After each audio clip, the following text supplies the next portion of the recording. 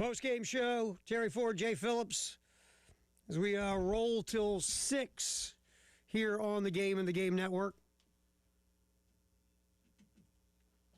Tonight, women's basketball, we'll talk more about that. They are on our sister station, B1067, taking on Auburn. While it should be an interesting Carolina calls tonight with Lamont Paris and Derek Scott, because last night at CLA, what's your one word to describe that, Jay Phillips? Ugly. Yeah, that's a good one. That was a good one. I would agree with that word. I can give you other ones, but we can't say them on the air. Ugly. Yeah, we'll get fined. Yeah, I could think of one that could. I got some. Yeah, I could think of one. Look.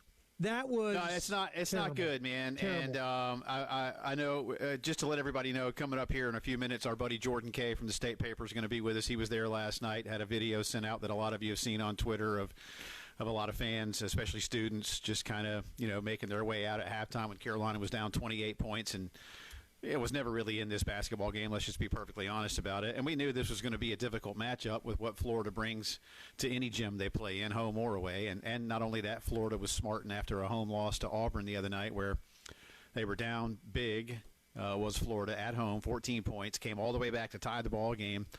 And then Auburn resecured things and ended up winning that one, I think, by 9 was the final. But And I think Todd Golden probably, Terry, reminded his ball club that they were superior to South Carolina last season, and it came down to a big play in the final seconds for Florida to get a win here in Columbia last year. So we're not going to let that happen again. So I think from the get-go there were a lot of things working against South Carolina, not the least of which is what we're going to talk about today, and that's South Carolina working against South Carolina. And I'm not saying Carolina beat themselves last night, but You very clearly don't have the horses to run this race. Nope. And what gets done about that? Nothing gets done about that this season.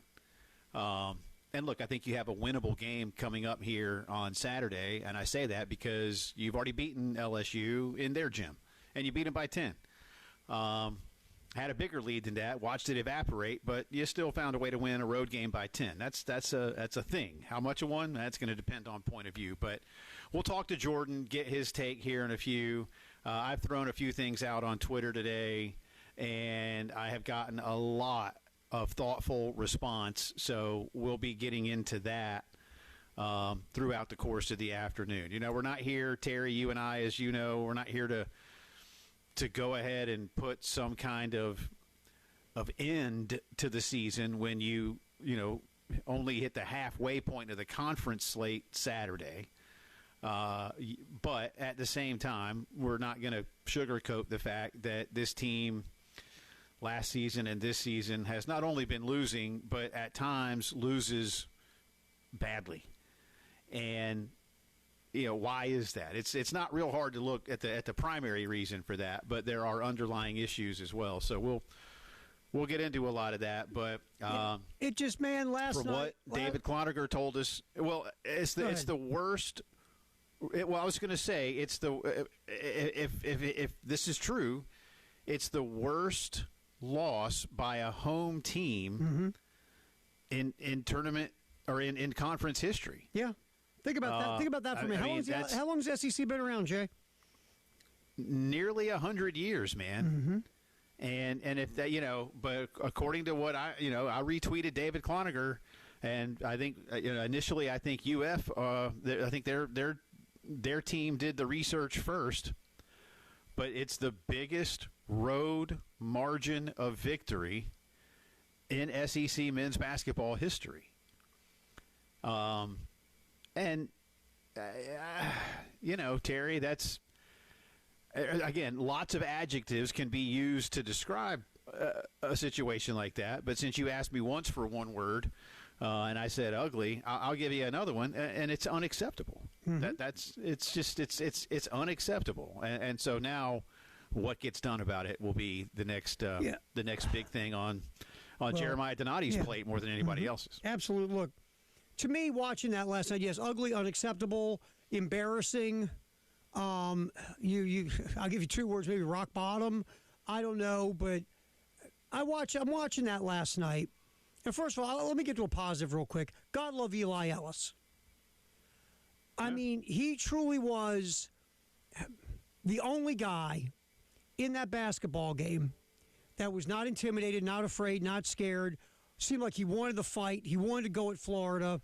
He was engaged in effort and intensity, and he's like, look, you might block my shot, but I'll be back again in a minute. Oh, if you block another one, I'll be back in a minute. I missed that shot. Oh, trust me, I'll be coming back again. The aggressiveness of Ellis, to me, just Ellis looked like he wasn't scared of Florida or the moment or anything. And he was the only guy to me that put the onions on the table and went at it whenever he was on the court. The other guys, it just felt like, man, I said this to you, we were talking about the show today. Those guys they look like they were like this. Dude, we can't beat these cats. They're so much better than us. I'm not saying you're not trying, you're trying, but it's that, you know when when your kids were little and things didn't go their way, or they something happened that upset them where they didn't succeed. They kind of almost, the body language is like awful. They throw their hands in the air, or they'd roll their eyes, or they'd slump. I thought when I was watching those players, besides Eli Ellis last night, I thought I saw my youngest when he was age 7 and he lost a 100-yard dash race. They just looked like they were beaten. They knew they were beaten. They knew they had no chance. It was like, as hard as we try, we can't beat them anyway. And everybody's saying they gave up. I don't think give up is the right word. I think lost hope is the right way to look at it last night. They lost hope. And that's bad, man. But it's just the idea to me. You look at this team on paper, South Carolina. You look at Florida on paper. It's not close. You look at South Carolina on paper. You look at Arkansas on paper. It's not close. Carolina on paper. The way Texas A&M plays makes them such a difficult matchup when you don't have a real point guard or real ball handlers. I just think this team, if you just look at it, and we talked about it coming into the year, Jay, we said, well, this thing it's constructed a little unorthodox. Let's see how it plays out. Well, unfortunately, it just played out to the worst case scenario. And that's what, look, that part of it's on Lamont. But the other part of it, in the bigger picture, I said this yesterday on the show. South Carolina roughly spent about $4.5 to $5 million on basketball, according to different sources, correct? Yeah. Which is a lot more than the year before. But still, nearly 3 times. From what I understand, nearly 3 times more spent this for this roster than last season's roster. But before you go, well, Lamont, $4.5 to $5 million is still near the bottom of the SEC.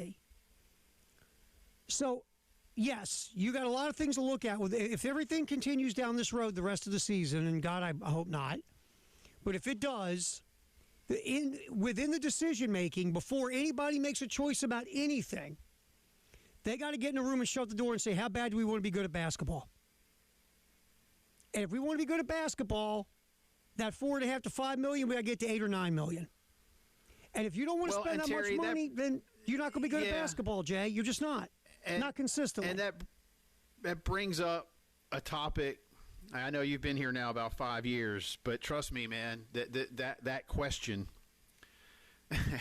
has been asked my entire life. I'm not old enough to remember when Carolina was one of the 2 or 3 best clubs in the ACC. I don't remember John Roach being a 2-time ACC Player of the Year, or the heyday of Frank McGuire and the New York City Pipeline. I do lightly remember Alex English and Mike Dunleavy being stars. Certainly I remember what Eddie Fogler did. And, say what you will about Dave Odom's back-to-back NIT teams, but those teams were, I think, capable, had they had a few things go their way differently and better in February of conference play. Those were Sweet 16 teams in terms of talent and makeup, and Dave's ability to coach in the postseason. There have been these pockets, but that question, how good do we want to be at men's basketball, has been a question that gets asked, and it seemingly gets kind of wallpapered over, or you put a Band-Aid on something for a bit, and then it's not hard to look and see how many times, and I'm going to say it this way, how many times in the last 50 years that South Carolina hasn't made the NCAAs. All right? And so I sometimes wonder if that question gets answered with a, I don't know. Yeah, I don't know. I mean, you have a nice gym. You know, Eddie got it as close as it could get to the McGuire days, and trust me, man, there were 3 seasons where it was brilliantly fun to be in Carolina Coliseum. And Coach Odom had a couple of teams, again, that were fun to watch. He had an NCAA team, had those NIT teams, had guys like Balkman and Trey Kelly, and it was fun to watch. Carlos Powell, you know, it was a pretty good brand of basketball. Darren had Devin Downey, but Darren didn't do that. And Frank made a Final Four. That was Frank's only trip. Think about it. It was Frank's only trip. No. You know, so it's just, and now Lamont made one, and, you know, Oregon said, yeah, how's that going for you? So Jeremiah does have a big question to ask. There's no doubt. There's no doubt that it's going to be a big question this time around in this new era, because I think they asked that of themselves when it came to the football offseason moves that they made, which were very good. Securing your best talent, retaining them, going out and getting a premier offensive coordinator and having him be able to bring in a couple of guys with him that are also highly sought after. Some nice pieces, you know, in the portal. You want to be really good at football. You know what Dawn's about. You've given Paul Maneri some money to spend to get that program back where it is. What are you going to do? You're right. What are you going to do for basketball, especially if from one year to the next you nearly tripled your NIL budget? Do you have to do that again? Yeah, you know, I mean, so you do, a really. lot of questions. Yeah, you got to double. You got to almost double it, Jay. You really almost have to double it now. A lot of moving parts. And look, here's the thing. Anyway, let's get out of here and talk to Jordan. We'll get back to this. Yeah. Let's talk to Jordan. I want his take on this and what he saw last night inside the gym and some of the other things that he's following on this. And like I said, a lot of you have hit me on Twitter. If you want to do that, jphillips1075, add to the conversation there, because I'm going to get to a lot of that once we're done with Jordan. But we'll have a lot more. Sounds like a plan. All right, Jordan Kay from the State Newspaper hanging out with us next here on the post-game show on the Game and the Game Network.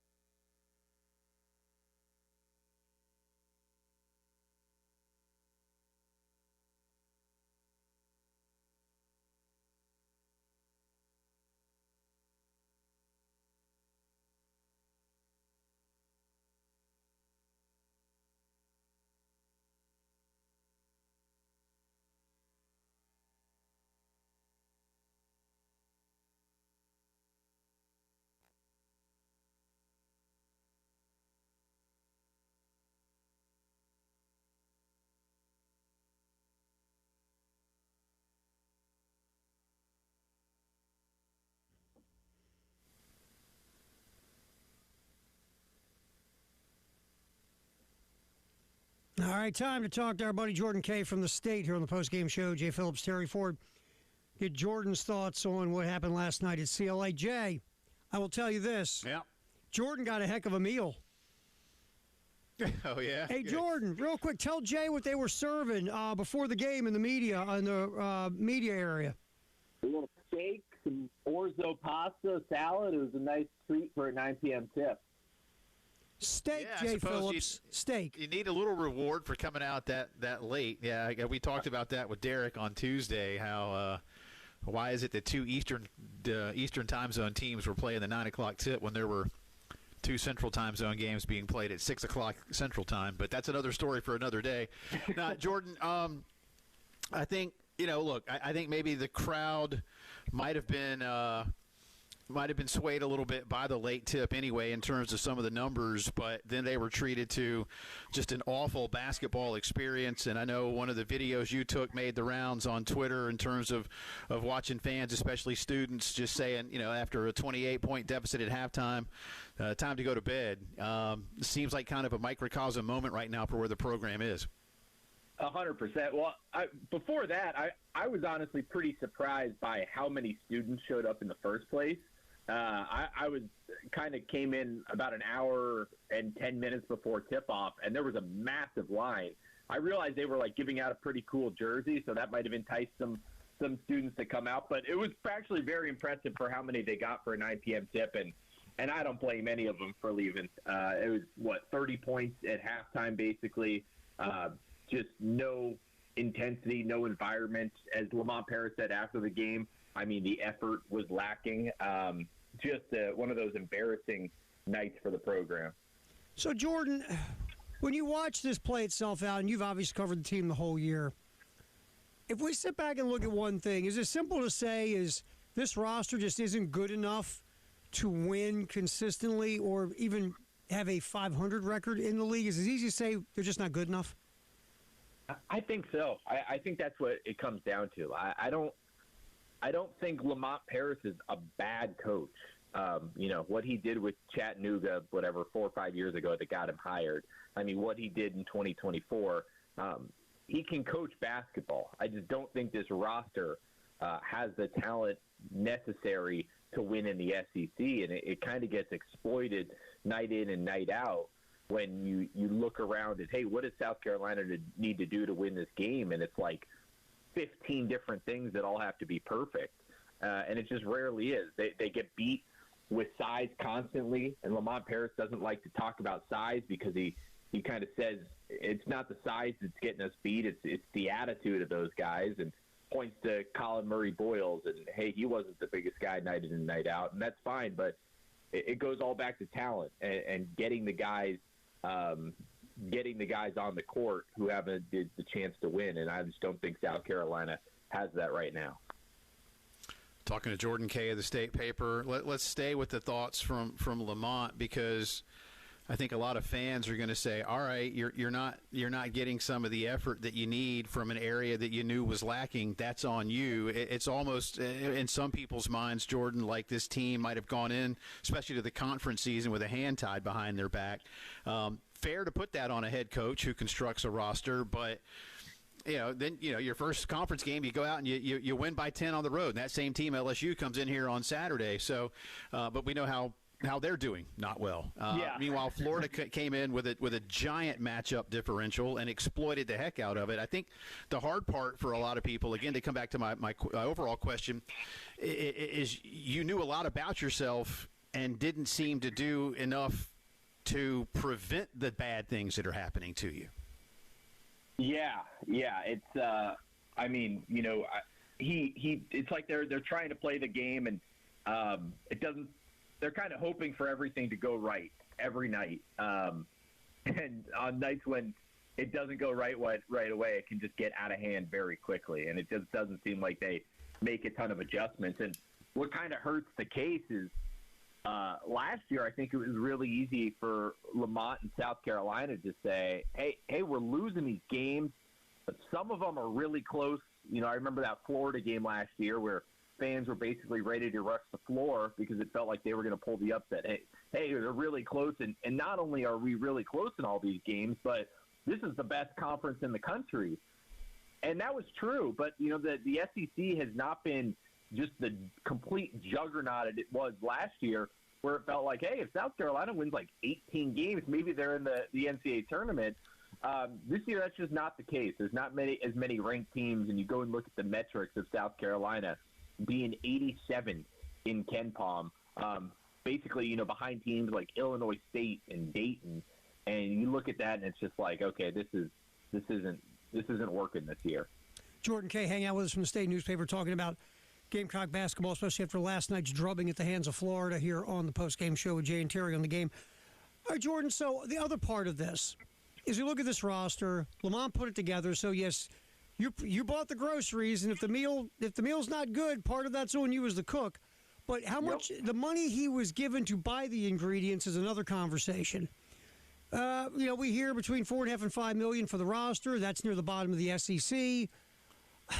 How much of that now is South Carolina's got to take a step back and look in the mirror and make a decision? Do they want to spend money to be competitive in this league? Because if you're going to spend near the bottom, a lot of years you're going to finish at the bottom. No doubt, and I think that's a hard conversation to answer. When Jeremiah Donati took this job last year, he kind of came into it with the basketball team already struggling, so you can't put that on him. He comes in, and I remember talking to him, and we did a story on it of, hey, South Carolina's really going to up their NIL budget. Well, I don't know what it was and what it was up to, but they made it very clear that, hey, we were, I think they might have said at the bottom of spending in the SEC, or at least right near the bottom, and they said that was going to get better. Well, did every other team also get better? And so it's just you're right back at the bottom. What does that look like? It can be really hard. You're throwing around the $4 or $5 million, which on the surface sounds right. And then you see the reports of what Kentucky spending like $15, $20 million, and they're not even doing well. So it's hard, and that's kind of why I thought during that 24 season that Lamont was the perfect coach for this team, because he found guys that were being passed up. He found the B.J. Macks and the Talon Coopers and the Michi Johnsons and these guys, and got them to all come together and play as one. And you watch that season and said, this could be the perfect guy for South Carolina, who doesn't need a $10 million NIL chest to be able to go and find the guys that fit his system and play together. And I think these last 2 years have showed, hey, maybe 24 was a little bit of, he got lucky putting together, the perfect roster at the perfect time. It's a tough call. Do you have the money to go and put it towards basketball? Because you're going to have to take it from somewhere too. Jordan, I'm always hesitant to ask you guys on the beat too many opinion questions, but I do want you to give us an educated opinion based on what you've seen from the program and looking ahead a little bit, because we know that Carolina is going to move from Under Armour to Nike for the next school year, and we know that Nike and basketball mean a lot more to a lot of people around the country through recruiting, AAU, et cetera, than Under Armour does. And some of the things you just mentioned, that Lamont has had a way of finding a couple of guys, and there are, between his assistant days at Wisconsin and his head coaching at Chattanooga, or the trip to the tournament here, that there are it's a good basketball knowledge. From what you look at right now, how might the relationship with Nike sway Jeremiah Donati to look at and say, all right, let's give another chance to Lamont? How much of that's going to depend on the second half of this conference season? But how big do you think the Nike part of the equation is going to be for the program? I don't think that's going to play a factor in it at all, unless Nike is going to be the one paying a buyout.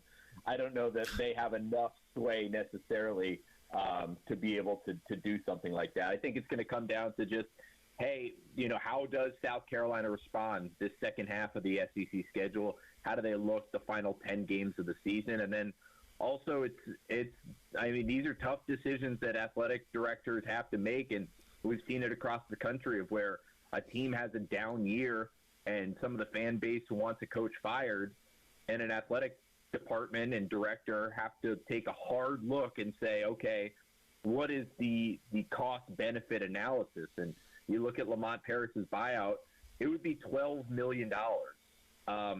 That's a ton of money. If you want to say that their NIL estimate was $5 million, that means you're giving basically two and a half seasons worth of NIL money to a buyout, and then you've got to pay the next coach, and then you got to pay the NIL.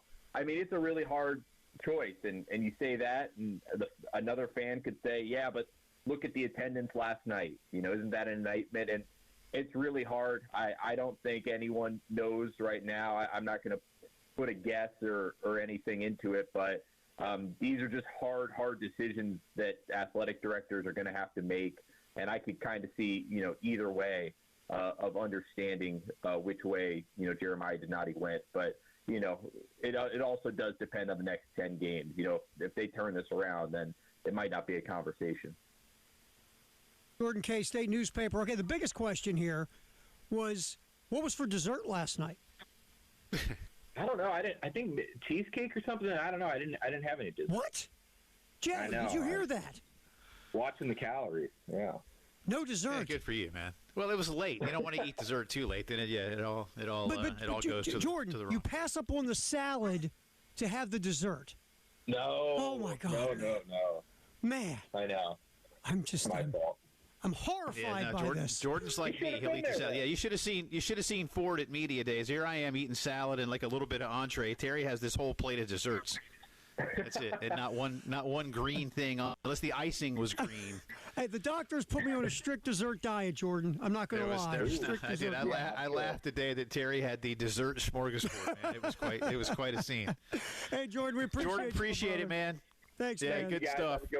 All right, see you, pal. All right, we'll check in soon. All right, we will talk back around. I got a lot more on this, and he raises a lot of good points, but a lot of you hit us on Twitter, so we'll get into some of that and hear what you guys have to say. Absolutely. Also here on the AAA Heating and Air Hotline at 803-446-100. Post-game show talking more Carolina men's basketball, where we're at and where it's going here on the game.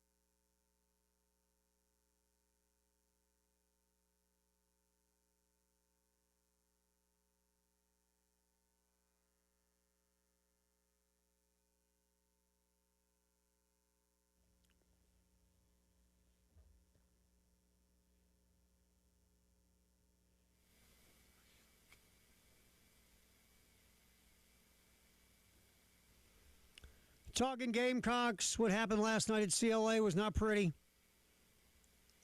The worst home loss in the history of the SEC, we're hearing. South Carolina getting beat by Florida. The fourth worst loss in Gamecock history, I think I read earlier today, Jay Phillips. Does that sound about right? Yeah, and a bunch of them were from, seriously, like 100 years ago. Right, like 1894. Well, I don't know about that long, but I mean, I think I saw like one of them was like Newberry in like 1915 or something. And then one. And that to Wake Newberry Forest squad was pretty good ago. back then, man. Well, that's kind of crazy to think about. Yeah, I mean, but I can't get to all these right now. I'll try to get to as many of them as I can throughout the afternoon while I'm here. But a lot of you hit me on Twitter this morning after I threw a few things out. Ushuk says, my thing is, if you fire the coach, who are you going to get? What kind of NIL budget will he get? If it's significantly higher than what's been given to Lamont, then how do you justify firing him? Shouldn't he have been given the higher budget to bring in the talent? Again, as I understand it, Lamont was given a significant increase in NIL budget. Now that listen, Terry, and I'm being kind of serious here, if they spent $100 and they tripled it to $300, that's not going to do very much. Now, they didn't do that, but as I understand it, I was told this morning that they went from a shade under $2 million last season to, I think, just south of $5 million this season. So give or take a tripling of the budget. Not quite, perhaps, but pretty close to a tripling of the NIL budget. And you will entrust your head coach to go do that. So in that respect, either you give someone else the same amount of money next season to go do it, or you give Lamont more. And I want to come back around to one of those before I go any further, because I think this was a good response. This was from Matt. And Terry, this kind of goes to one of your points. Matt says, if you give me $100 to go buy stuff for dinner, and I make you spaghetti with canned sauce and canned mushrooms, then giving me $200 to go buy stuff for dinner isn't going to guarantee that I get anything else. It just means that I have more money to spend on the same ingredients, just maybe a little more brand name. And then he says, like using Ragu instead of Hunt's. And maybe he's on to something there. Because, again, it isn't like Lamont would have gone into last season in terms of the portal recruiting not understanding the physicality of the Southeastern Conference, the athleticism of the Southeastern Conference. And I remember talking with our good friend Derek Scott at the beginning of the year about his biggest concern. And I know we've mentioned this a few times during the regular season, that Derek was really concerned in seeing the team in preseason about what their inside presence would look like on both ends of the floor. And last night, and again, I understand that Florida may be one of the best teams in the interior in all of the United States in terms of what Todd Golden has at his disposal with big men. I get it. I get it. But, y'all, even if that is the best, you need to be scared of what you're doing there. I mean, 95-48 in your gym. And I got to go back to the numbers, Terry, but I think Florida like more than doubled Carolina in rebounds. Yeah, 45-24. Yeah, it was like 45-24. Yeah, so nearly doubling them in rebounds. Points in the paint was sickening. They scored in the 50s. It was just bad, man. Well, they shot 62% because they were unabated to the rim on so many inside shots.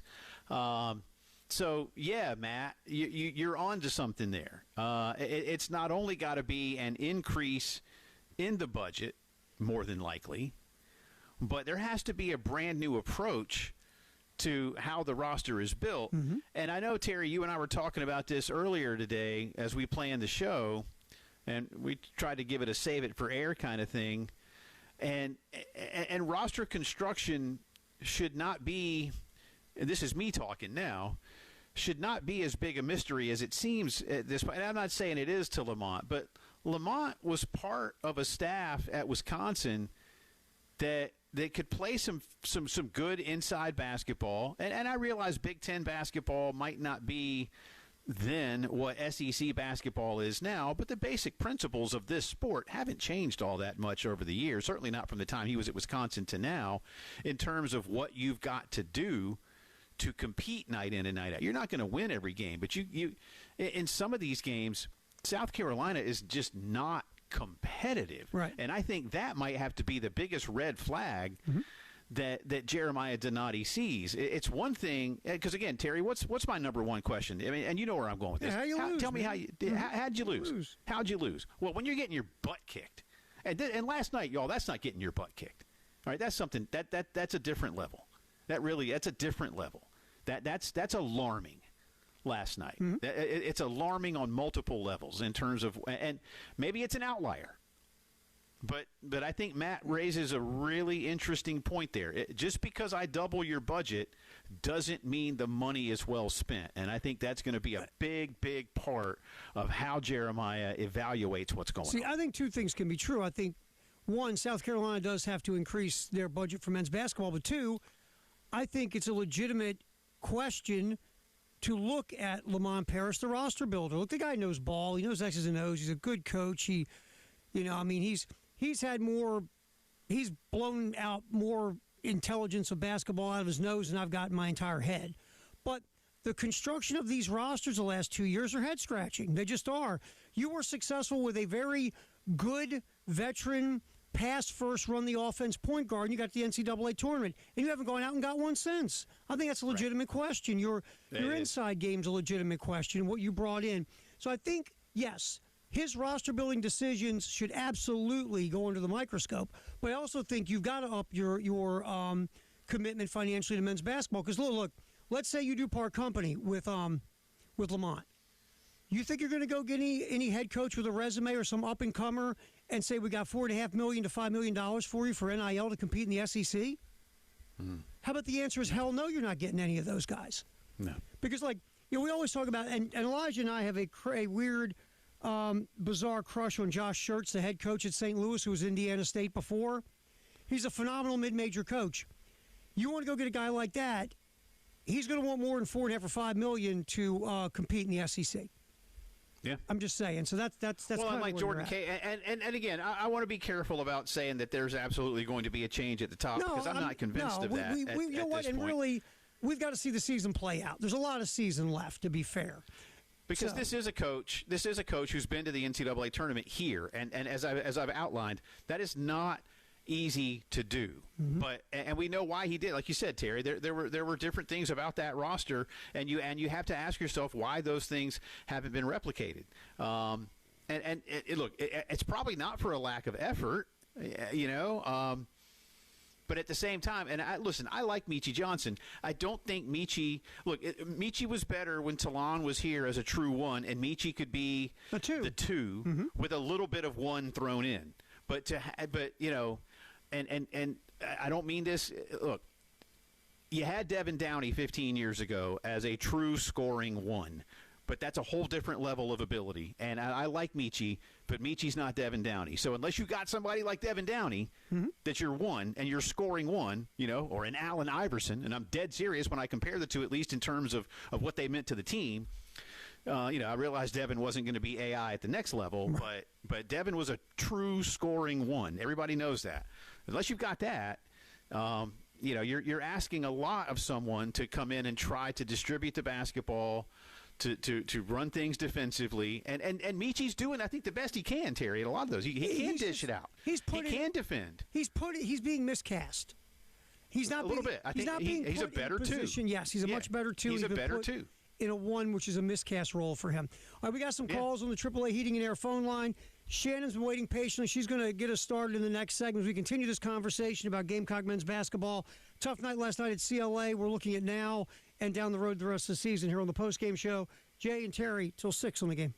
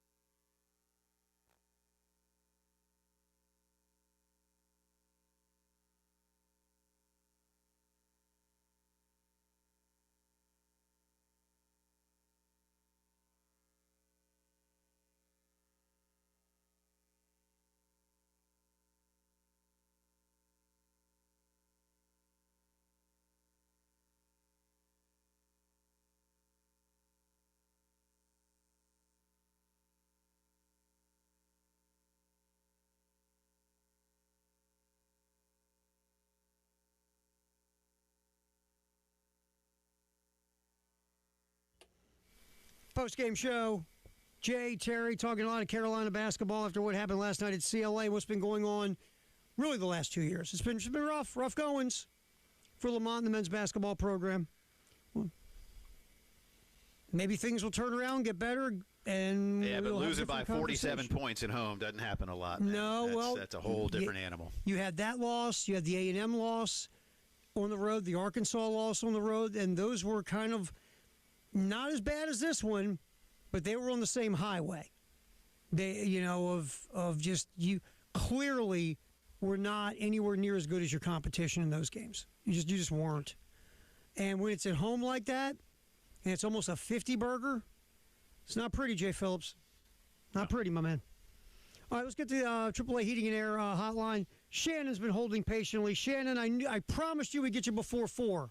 Shannon's got a very important meeting, Jay. All right, let's do it. Hey, Shannon. Afternoon. Hi. Hey, Jay.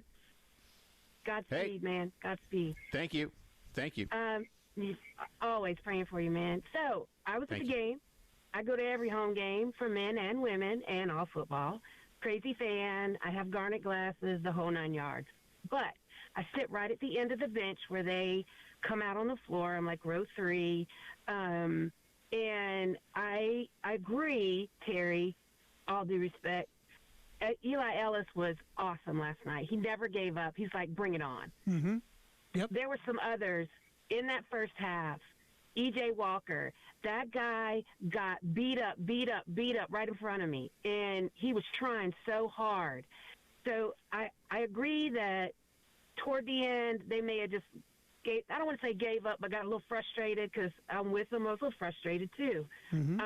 I was sad when everybody left because that's a big thing to me. If you come to the game, you should stay to the end. But that's me. But let's talk about Coach Parrish. So I'm a big fan of his. I watch him coach his team the entire game. I love watching how he interacts with those guys.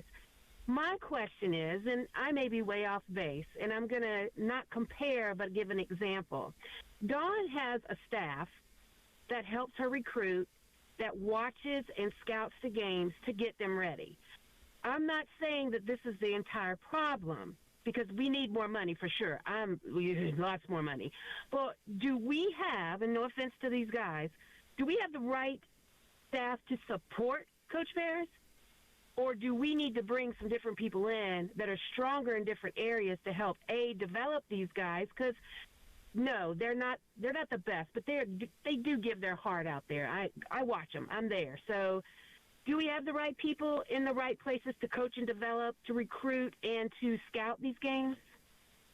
That's a great question, Shannon. Question. And good phone call. And thank you for the well wishes too. And good luck on your meeting.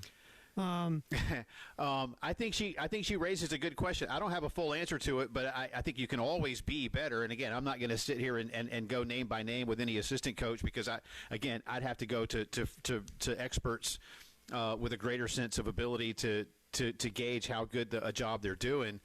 But I do think that matters, and I think she nailed it with Dawn. Dawn's staff is fantastic, and when Dawn loses people, she seems to immediately replace them with equal or better.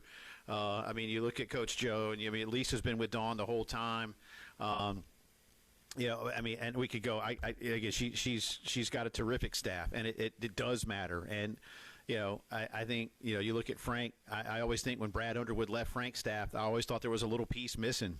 And look at what Brad has done, Terry, in the years since he left Frank Martin's staff. Brad's become one of the best coaches in the country.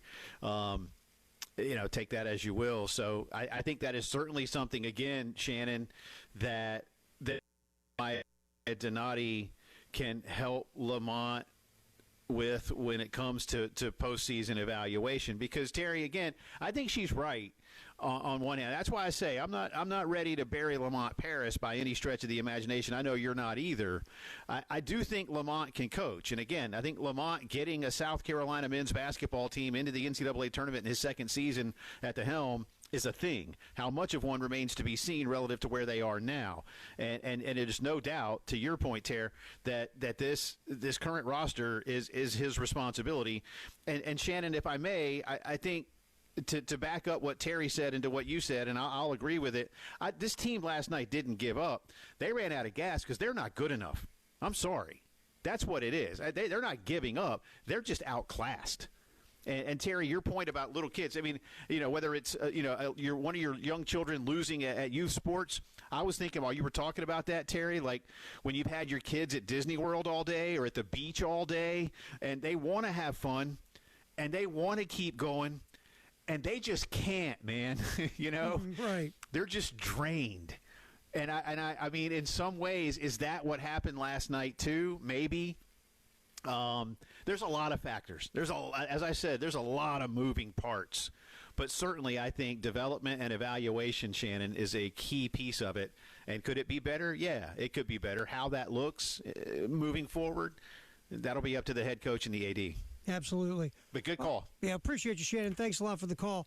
I will come back, get more of your responses on the Twitter X world about what's going on with the men's basketball program after last night's rough outing against Florida at CLA.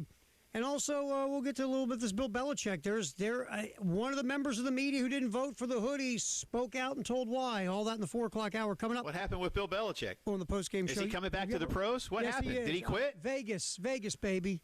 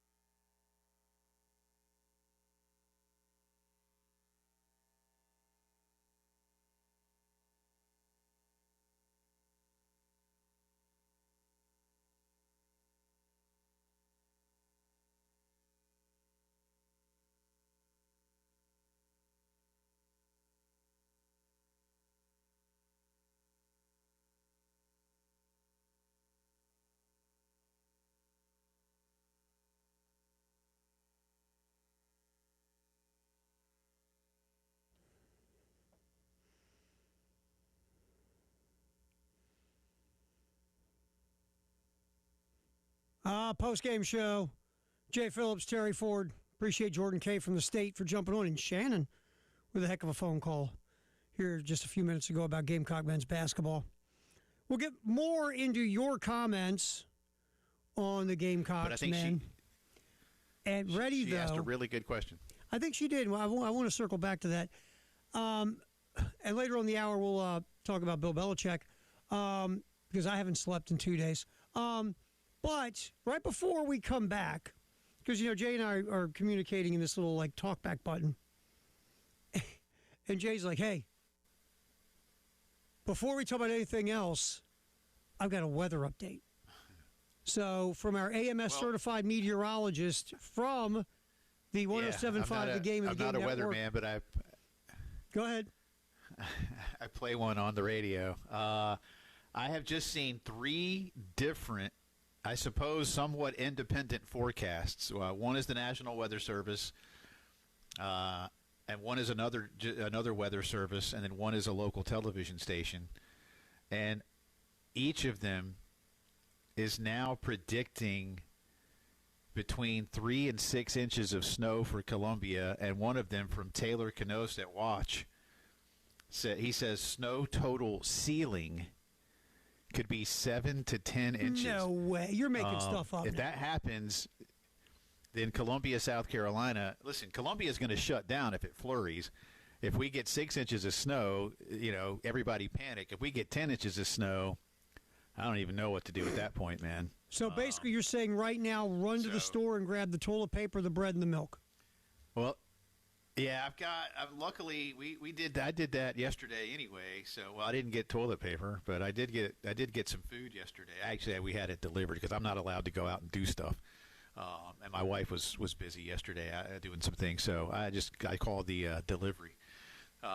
Which, by the way, was great. Great people came by. They delivered it all from a local Kroger. So there you go. Did you go like this? Hey, here's a couple of quarters for you. Don't spend it all in one place. Thanks for your help. I did. Yeah. And they were like, "What's a quarter?" So yeah, man, that's 3 different forecasts that have been put out this afternoon that all of a sudden have Columbia, Lexington, Sumter, Saluda. When is this supposed to start, Jay? Getting Saturday. What morning? Saturday, yeah.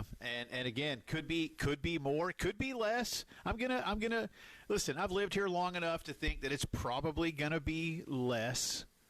But look, you never know. And this will also be a chance for people that are from somewhere else, as we say down here, to go, y'all don't know how to drive in the snow, to which I go, no crap. Right. What? Anything else there, Captain Obvious? It's so funny. That's like saying, boy, the people in Kansas don't know what to do in a hurricane. Well, no kidding, they never get one. So we don't get a lot of that around here, Terry Ford. But the best thing to do is stay home and run around the neighborhood and build a snowman. And, a little sleigh ride, have a snowball fight with your neighbors. Mm-hmm. We used to sit outside and throw snowballs at the bus line. The city bus. Sure. We used to throw snowballs because the bus can't stop and chase you. So we used to always throw snowballs at the bus. No, well, around here you can't do that. Here's why: because the buses ain't running, man. There you go. There you go. If it snows here, buses ain't. You're on your own. Real quick, I don't know if I've ever told you a story on the air. Really quick. So we were, again, punk kids in Baltimore. We'd walking home and back in the old days, you had to go to school when it snowed. So we were walking back. We got let out early for a snow day or something. We're walking. I'm in middle school, and this kid picked. And we used to always throw snowball. You throw snowballs at everything. So this kid grabs a snowball and chucks it at a car, right? And 99 times out of 100, you hit a car with a snowball, they just keep going. Well, this guy didn't. This dude locked the brakes, pulled over, got out of his car. This kid that lived in our neighborhood took off like a bat out of hell, running toward where he lived, right? This guy in dress shoes chased him all the way home. Knocked on the door. Let's just say our boy was in trouble for a while. He actually chased him to his house, knocked on the door, talked to his parents, and he was in trouble for like a month. Dude was. I've never it seen isn't like you threw a brick at it. I mean, how much damage did said snowball do? It did nothing. It just hit the back window, and this cat locked him up. Got out. He was like, he had like not super dressy, but like casual work dress clothes on. Had dress shoes. My buddy took off. Usually, if you take off, the guy will take 7 steps and stop and yell at you and call you a name. This dude chased him all the way home, man, and then that was like a good 3/4 of a mile. And this guy, I don't know what was wrong with this dude. Dang, he was hacked off. I don't know what kind of day that guy had. Yeah. But it was like, man, bro, you need a little anger management on that. I get it. He hit your car with a snowball. You're mad. But come on, man. Wow. But his name was Usain Bolt. If it didn't Usain Bolt was his name, I think. Right, sure. I was going to say, what character was he in The Wire? What character was based on this guy? Angry snowball man. Yeah, put a cap in that kid. I'll teach him. Well, yeah. So there's a lesson, kids. Well, here's the lesson. Here's the lesson. If you throw a snowball at a car, don't run back to your house. Run to somebody else's house. Right. Yeah, run to somebody else's house. Hide in the bushes. Run to the nearest store. Don't go home. Yeah, or because you might get a crazy. Just make sure you got shoes that can outrun a guy in dress shoes, or that's just throw it at a really nice car where there's somebody who's likely to be wearing nice shoes and can't keep up with chase you. you. There's absolutely. Or by the way, but anyway, be athletic enough to outrun the guy in dress shoes. That would help too. Yeah. Anyway. But a lot of snow this anyway, weekend. So it looks like maybe we're going to get a little bit more snow in the greater Columbia area, and I don't know what we'll get here in the city. Again, those of you who live on the outskirts, you're probably going to get some, man. And if you live north, especially Winsboro, Newberry, Chapin, all that area up that way, y'all might be getting some, man. So be prepared. That's all I'm going to say. Man. Be prepared. But we'll have more info on that tomorrow. But I just saw those come by just a little while ago. Hey, I got a great idea. If somebody is having trouble getting out of where they're at, I mean, we got a 107.5 The Game truck. Oh yeah, well, we'll have David Dare drive. Volunteer for that. We'll put David Dare on the weekend duty. Dave will drive and pick you up. The famous Captain Dave will pick you up and take you to the grocery store. I'd rather be stuck.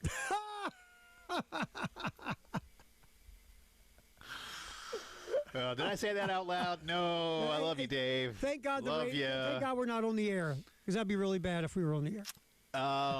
So back to the basketball, and again, stay safe out there. What time? By the way, I don't even know, Terry. What time is Saturday's scheduled tip-off? Carolina LSU. 5:30 pregame, 6 o'clock tip. Oh my, yeah. Yep. Yeah. Yeah. And that's a winnable game. It's a winnable game, Jay. Yeah. Well, there may be cheerleaders and players there, and the band, and that might be about it. John asks, is it fair to compare last night's game to that Kentucky game at CLA in Horn's last season? I think I know where John is taking this question. I'm going to answer it in two ways. On the one hand, it is not, because for those who remember, and that was, nearly 15 years ago, that night, it was Darren's last season, but that night when Kentucky played here in Columbia, the game sold out, and there were, at least 12,000 Kentucky fans. I mean, it was certainly a majority of Kentucky fans. I would say between 12 and 15,000 Kentucky fans, Terry. I as I said, I've been to hundreds of Carolina basketball games in my life in both buildings, and I had never seen it. In fact, I was telling you earlier today when I told you about that question that I thought a few weeks earlier than that, when Ohio State came in December in a non-con, and they probably had half the gym. And I thought, my goodness, I've never seen, usually you might get, on a Clemson game, you'll get a lot of Clemson fans. But even, I don't know, the occasional, like Florida travels okay sometimes, but Florida, they don't travel up as much as like the big UF pockets, here in Columbia, Charleston, Charlotte. Sure. They'll come here. It's regional. You're not really getting a lot of fans from Florida coming up here. But the Kentucky game that night, again, for those who were there, you remember, I'd never seen anything like it. So in that respect, John, no, because that wasn't the case last night. But I think what John may be going to, Terry, is a bigger question of, is it a final nail in the coffin moment? Right. Because I will say that by and large that night, to see the gym overrun with Kentucky fans was embarrassing. So it was more of a vibe kind of a thing than a on court product kind of a thing. Even though Kentucky won that game, I forget the score. But I don't, John. Maybe, I don't know yet. There's still enough games to play where I can't fully answer that. But I do, Terry, I do think I understand where he is going.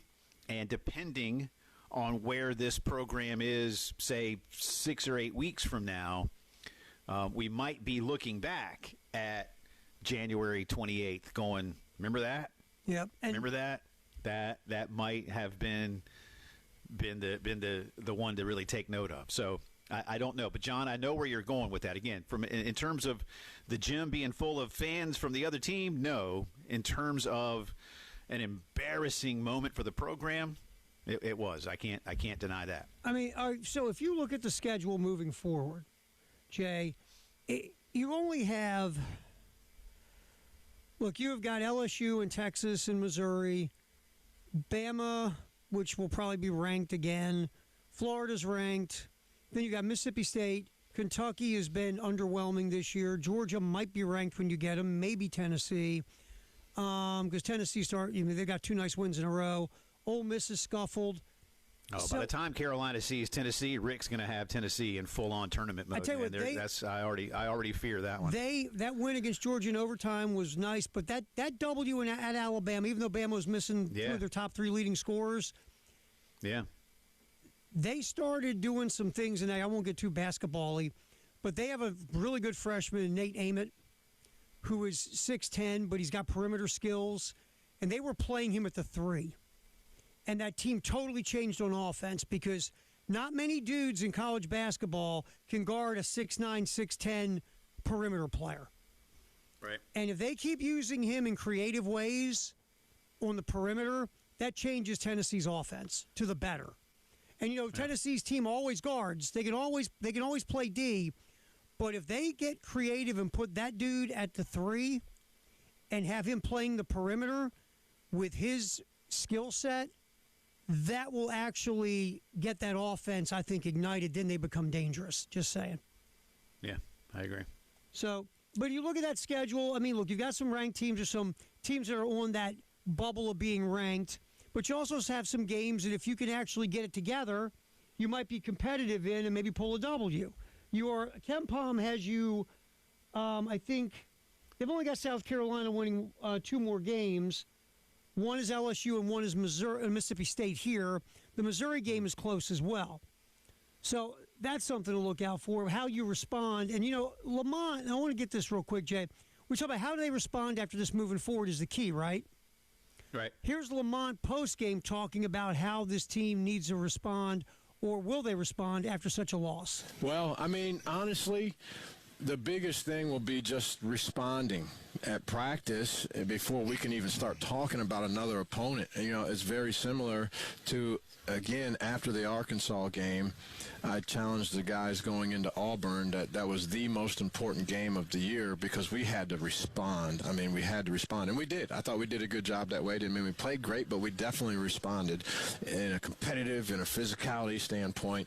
And so here we are. We're faced with that same situation again. So, we played really well against them. We shot the ball. Elijah got off to a good start. So that would be nice. They were without a player that's going to play in this game. We were also, but still. So it'll be a good matchup. We have to, but again, before we get to LSU, honestly, that's the last thing that we're concerned with. This could have happened. This wasn't because it was just Florida or what Florida was doing necessarily. It was because they were aggressive. They were very, very aggressive, and we cowered to their aggression. And so we have to figure out what that looks like to stand up for ourselves in those moments. So there you go, Lamont talking about. And I want to come back to that, Jay, and kind of expound on what he just said about the responding on the other side. So we will talk more about that comment from Lamont Paris next on the post-game show on the Game.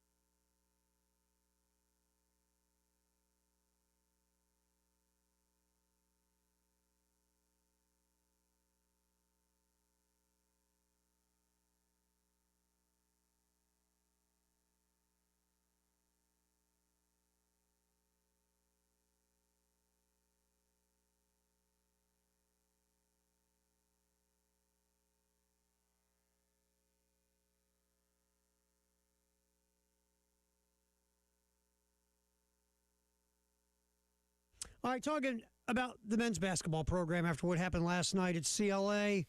It was not pretty. It was a historic beatdown at the hands of the Florida Gators.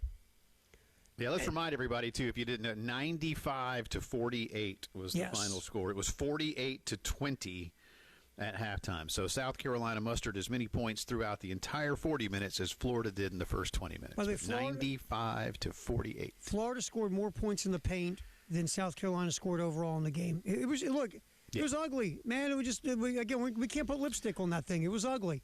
No, it was a men against boys kind of thing. I know you want to get to some more from Lamont.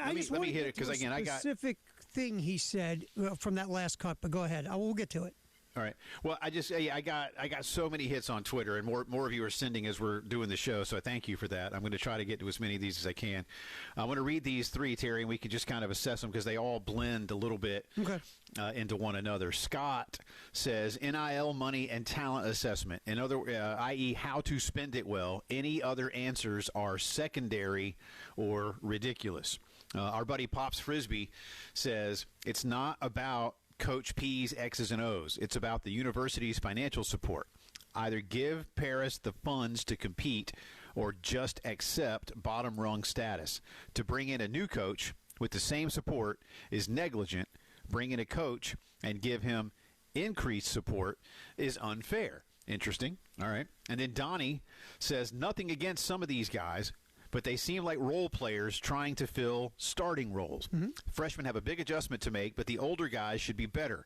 We really aren't that athletic, and it shows against conference teams. So in some way, shape, or form, all three of those say something a little bit different, Terry, but all funnel back in to the number one thing, at least in my opinion, and that is the level of talent that South Carolina is currently playing with. So, again, spending the NIL money and talent assessment. That's what Scott says. For Pops, it's, give him more to go get better players. And Donnie says the players they got now, and I've said this already in terms of what Donnie says, other than Michi, who would not start at a lot of places in the SEC, but would start at a few places in the SEC, there isn't anybody else really that would start anywhere across the conference, at least with any great regularity or fill a meaningful role. And at least based on the basketball that I have watched. And I don't try to dog on these kids, man. I mean, they're in college. I know they're getting paid now. I know they've got higher expectations placed upon them by everybody involved, themselves, fans, coaches. But, again, Terry, we can watch these games with our eyes. We can look at box scores. And it's not real hard to see that in a lot of games, you're just outmatched. And last night you were just supremely outmatched. If you go play Florida again, you probably don't lose by 47 again. And you do play Florida again, by the way, in a couple weeks, right? Yep. So, in their gym, but. Last night was a big matchup problem, and you caught an angry Florida team. So you maybe caught the sort of perfect storm against you, but nevertheless, it's an unacceptable loss. And again, I think it all does come back to the level of talent that's on this roster relative to, to who you're playing against. I think the last tweet, all three have obviously spot-on legitimate points. The third one, though, is and we've talked about this on and off this year, but let's zero in on it really fast. Your job as a coach or a manager or anything, not just sports, any business you run, is to put your people in the best position to succeed, correct? Yep. Putting them in roles they'll flourish in. Asking them to do things that fit their skill sets. Look at this team. Look at this roster. That's not happening here. You're asking Michi Johnson to run the point. He's not a point guard. It does not take a basketball savant to know, watching Michi Johnson, he's not a point guard. You're asking Elijah Strong to be your go-to, option in the paint. He's had a couple of really good games, but he also has put up zeros. He's never been a consistent go-to guy in the paint for a team.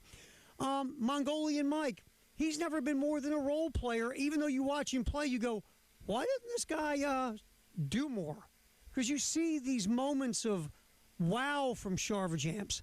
But it's just, but if you ask him to do more, that's probably going to be not what he can bring you. You look at, I mean, Eli Ellis is a freshman. God love him. And the two things that hurt Eli Ellis aren't of his making. Lack of height, lack of athleticism.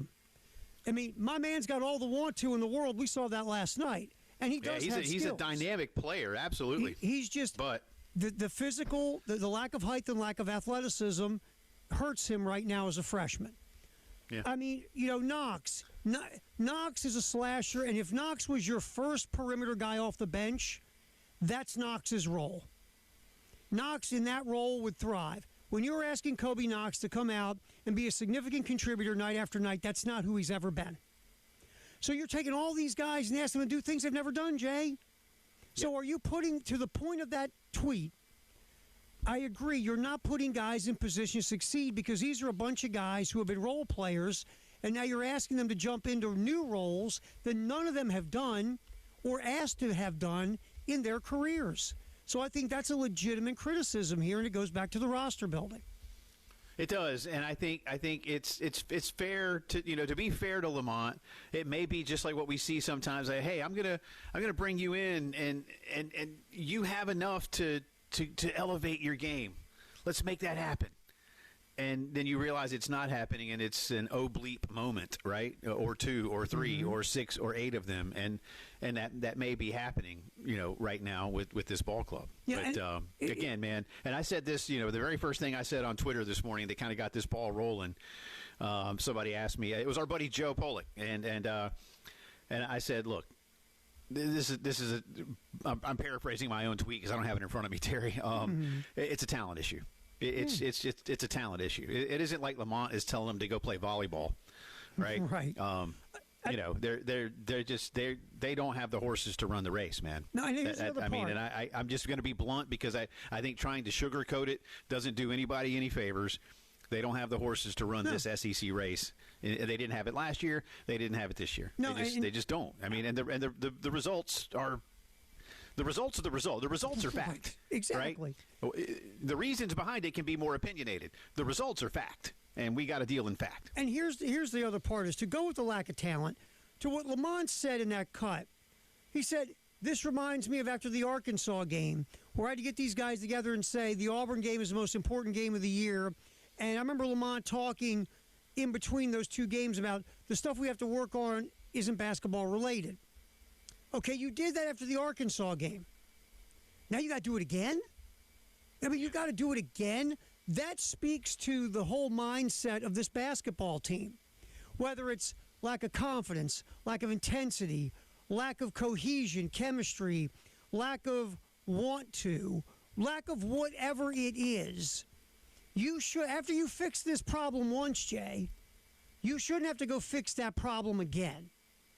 That issue and that problem of the dog in you, the want to, the fight, the grind, the grit, when you're down, you just keep digging and fighting. That was what Lamont addressed after the Arkansas game. And then they played better against Auburn. And again, A&M was just, that game was, that style of play, and they didn't miss a three. Well, and I'll say again, in that kind of game, you don't have the horses to run that race. You don't have the backcourt, the point guard, hell, the interior. So then, last night, we saw the Arkansas result on steroids. The Arkansas game at least was in Fayetteville. This was in front of your home fans. So once again, you're addressing the same issue you thought you took care of at Arkansas, which was a lack of competitiveness. To have to do that again, dude, is a gigantic, ginormous, big, monster-sized red flag. Agreed. It just is. It's just, wow. Back to that again. And that's players, that's coaches, that's everything. Why does this team not have that competitive fire when they start to get beat? Why can't they man up and fight back? That's not good, Jay. It's not good, man. It's a fair question to ask, though. Not good at all. Hey, speaking of questions, since I wasn't here yesterday, can I address the elephant in the room question from yesterday across the country? No. Next question. Sure you can, my man. Sure you can. We'll do that next. The elephant in the room question from yesterday on the postgame show coming up.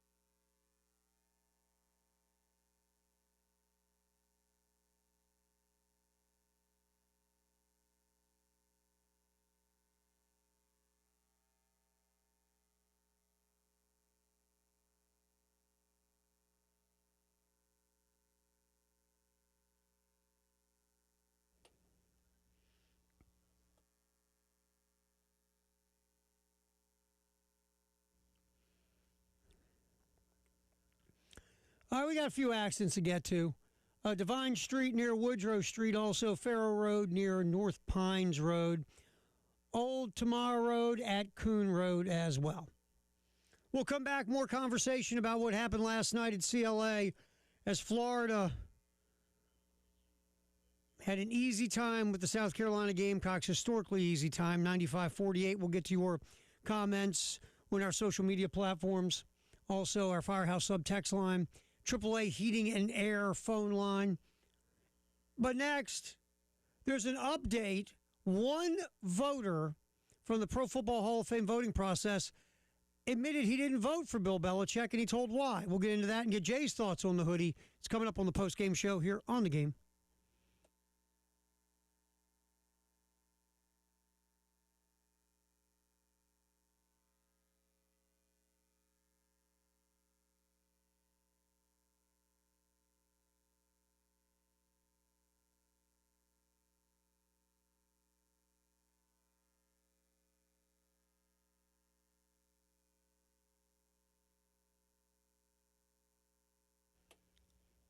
All right, post-game show. Jay and Terry here on The Game Network, at The Game Radio and TV, our Twitter feed. Also, the one. Did you ever see ZZ Top in concert? I did not. I would have loved to have seen them, just their musicianship, dude. I would have been totally down with seeing them in concert. I only saw them once. It was fun. I was like, they were good, weren't they? It was fun. Now, although a buddy of mine is still convinced that they were lip syncing the whole thing, because he swears that he saw their drummer drop a stick, pick a new one up, and not miss a beat, so, like sound wise. I got a question. I didn't see that. How drunk was your buddy? I don't know, but I don't know. I think the bigger question might have been, how drunk was ZZ Top? Because they came out so late, man. And everybody was like, "Man, what are they doing backstage?" But here's my guess. Eventually, they played. They were drunk. Can I just make they were something. Make a guess? I'm going to say they were something. What exactly? But it was fun. It was fun. I saw them at the. Did you? At the old Coliseum back in the day. You know what's funny? Speaking of that, what they're doing. All right, I went. I had a couple buddies of mine who were dying to see Def Leppard. I'm like, sure, I'll go. Why not? Free ticket. I'm in. Right. So it's in Harrisburg, Pennsylvania. And they had no opening act because they were, at that point, they were gigantic. I mean, they were huge. Right. So we go, and they had this round stage, right? It was one of those moving, kind of roundabout looking stages. Yeah, so they play in the middle so everybody can see them. Yeah, yes. It was it's a cool look, a cool vibe. And the place is going crazy. It's dead. They're playing their hits, and everybody's, girls are passing out and fainting. But during the show, one guy would go down under the stage. And then a few minutes later, come back up. And then another member would go down, like they do a drum solo with the one-arm guy, and somebody would go under the stage and come back. Yeah. And so they were doing that. We were laughing. We're making jokes while they're going under the stage, and I won't repeat those jokes because they'd get us all fined and fired. But we were making jokes. So years later, I see the behind the music on Def Leppard. Yeah. And all those jokes we were making, that's exactly what they were doing. Yeah. Funny. It's good. It was wild, man. But yeah, it was to that point of you guys watching. He dropped the stick. Oh, he's got to be lip syncing. We're sitting there going, look at these guys going under the stage. You know what they're doing, right? And they were doing all of it. I'll be doggone. Anyway, all right. So we got hoodie conversation yesterday, and you weren't with us because you were getting some appointments done with the doctor. And so I want to get your thoughts. And there's an update on this story. But first, your thoughts on Belichick not getting in on the first ballot in the Hall of Fame. And they're not even supposed to have done this. So, I mean, this is how big a deal it was that somebody was willing to break ranks, even anonymously, and tell us this. But that I just don't get it. And I was telling you off air yesterday and today. Look, Bill Belichick is one of the least popular people in football. He's one of the most successful people ever in football, but his popularity levels, positive popularity levels, if you will, are basically the same as his success. They're just, people don't like him. He's an old curmudgeon. I think this stuff at Chapel Hill has made him, even more unliked by a lot of people. But love him or hate him or anywhere in between, there's no arguing his successes, both with his time with Bill Parcells as an assistant, and what he did in New England. So to be denied, and yeah, look, we talk a lot about first ballot Hall of Famers and whatever else, that he didn't get the requisite number is puzzling to me, and that's me being very. I think it's ridiculous, and I was telling you, this has basically galvanized support for him in a way that otherwise never would have been there, because again, most people don't like him, but everybody respects him, and everybody understands how fantastic a job he did. So, and is it, if it's, Terry, I don't even buy into the notion that it's the spying on the Jets or the deflate gate and all that, which maybe I'm not even sure Bill was directly involved in. I think the stuff with the Jets he was, but, and look, they paid a price for that. He was fined. The team was fined. They lost a first-round pick. And let's face it, you and I know, listen, in the NFL, losing a first-round pick, even if you're going to pick 25th to 32nd, losing a first-round pick sucks, because the NFL is all about the draft. Right. So that's a punishment. That's a significant punishment. So he paid that price, and I think they lost draft picks again for Deflategate. But I just don't get it. I no matter what your reasoning, if you want to say, well, we needed to hold him out for a year because of that, or some people are saying it's because they can't have him and Kraft go in at the same time. I don't. There's a bunch of dumb reasons. But I think most of them are petty and spiteful, and I just think it's ridiculous, and I think it makes a mockery of the process to not put, the most successful coach of his era, and at least in terms of wins and losses, the second best coach in the history of the sport behind Don Shula, rest in peace. So what are we doing here, right? Right. I mean, it's ridiculous. And then to your point, my buddy Vahe Gregorian, who has written for both major papers in Missouri, the St. Louis Post-Dispatch and now the Kansas City Star, is a Hall of Fame voter. And he put out his reasoning that he voted for the three players that are on the list, because you only get to vote for three. So he voted for Kenny Anderson and L.C. Greenwood and Roger Craig, because he felt like they would never get another opportunity, whereas Bill Belichick will. But he also thought, and he basically said, I'm kind of making a mockery of my own vote here. I thought enough people were going to vote for him that me not voting for him wouldn't be noticed, if you will. It's basically what Vahe said in so many words, Terry. And so I applaud Vahe for coming out and telling us, I'm one of the guys that didn't vote, but here's why.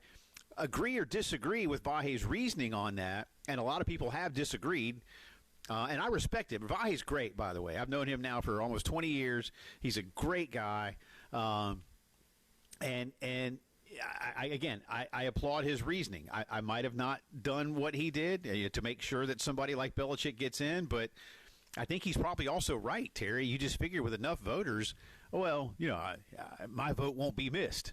But that's the problem. Maybe it was, here. Maybe it wasn't. That's the problem. Right. If everybody thought that way, then then this happens. You can't do that. And I understand what he was doing, and I do applaud. Look, I love Roger Craig. I do. I thought that's my second favorite team is the 49ers. Roger Craig was a phenomenal back, running it, catching it. He was very vital to some great 49er teams. Should he be in the Hall of Fame? Absolutely. Has he fallen through the cracks? Yes. Kenny Anderson, because we didn't have SportsCenter back in those days, people don't realize how good of a quarterback Kenny Anderson was.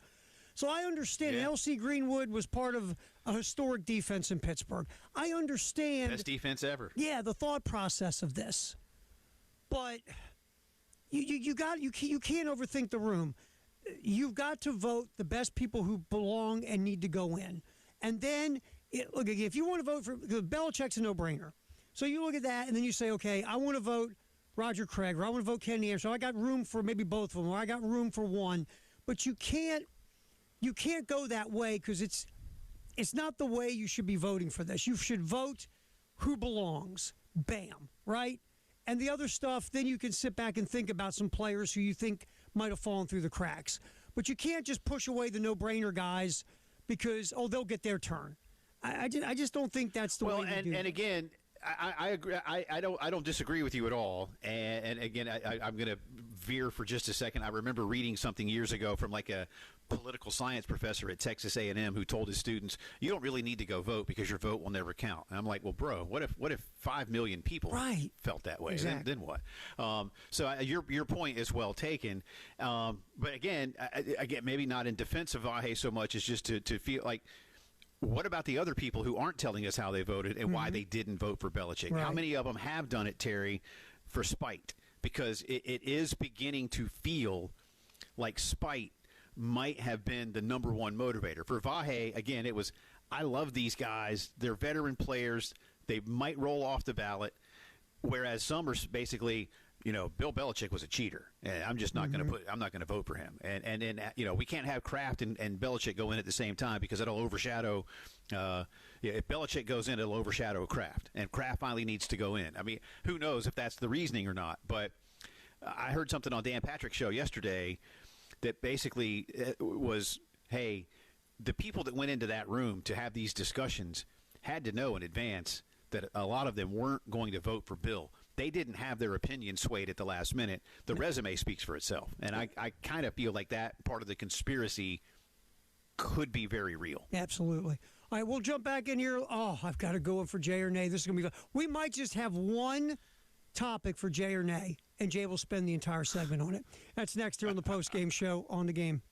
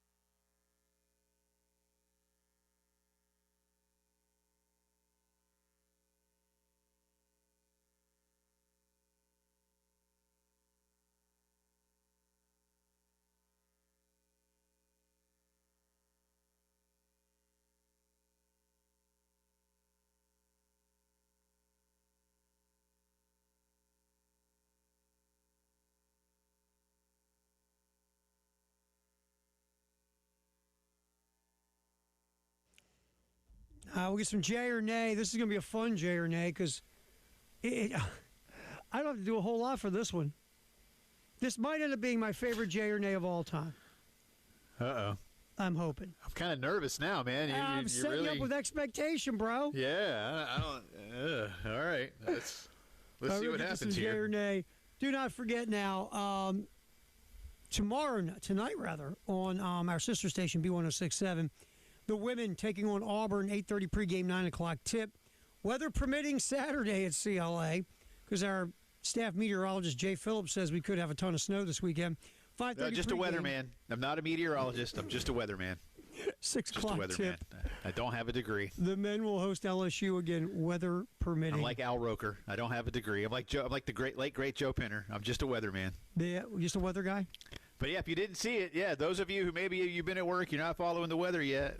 Looks like some updates out there forecast-wise that are saying Metro Columbia, could get 6 inches, maybe more, but probably less, but maybe more.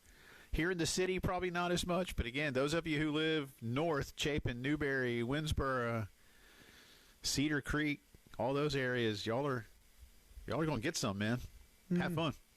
There you go. So weather permitting Saturday, and we'll have Jay. We're gonna set you up like the Weather Channel and put you out like in these crazy storms and just have the wind blow you all over the place. Like Cantori. Yeah, exactly. Send me that like Jim Cantori. Yep, exactly. We're gonna do this. So you're gonna be our Jim Cantori. All right. You down with that? That's all I need.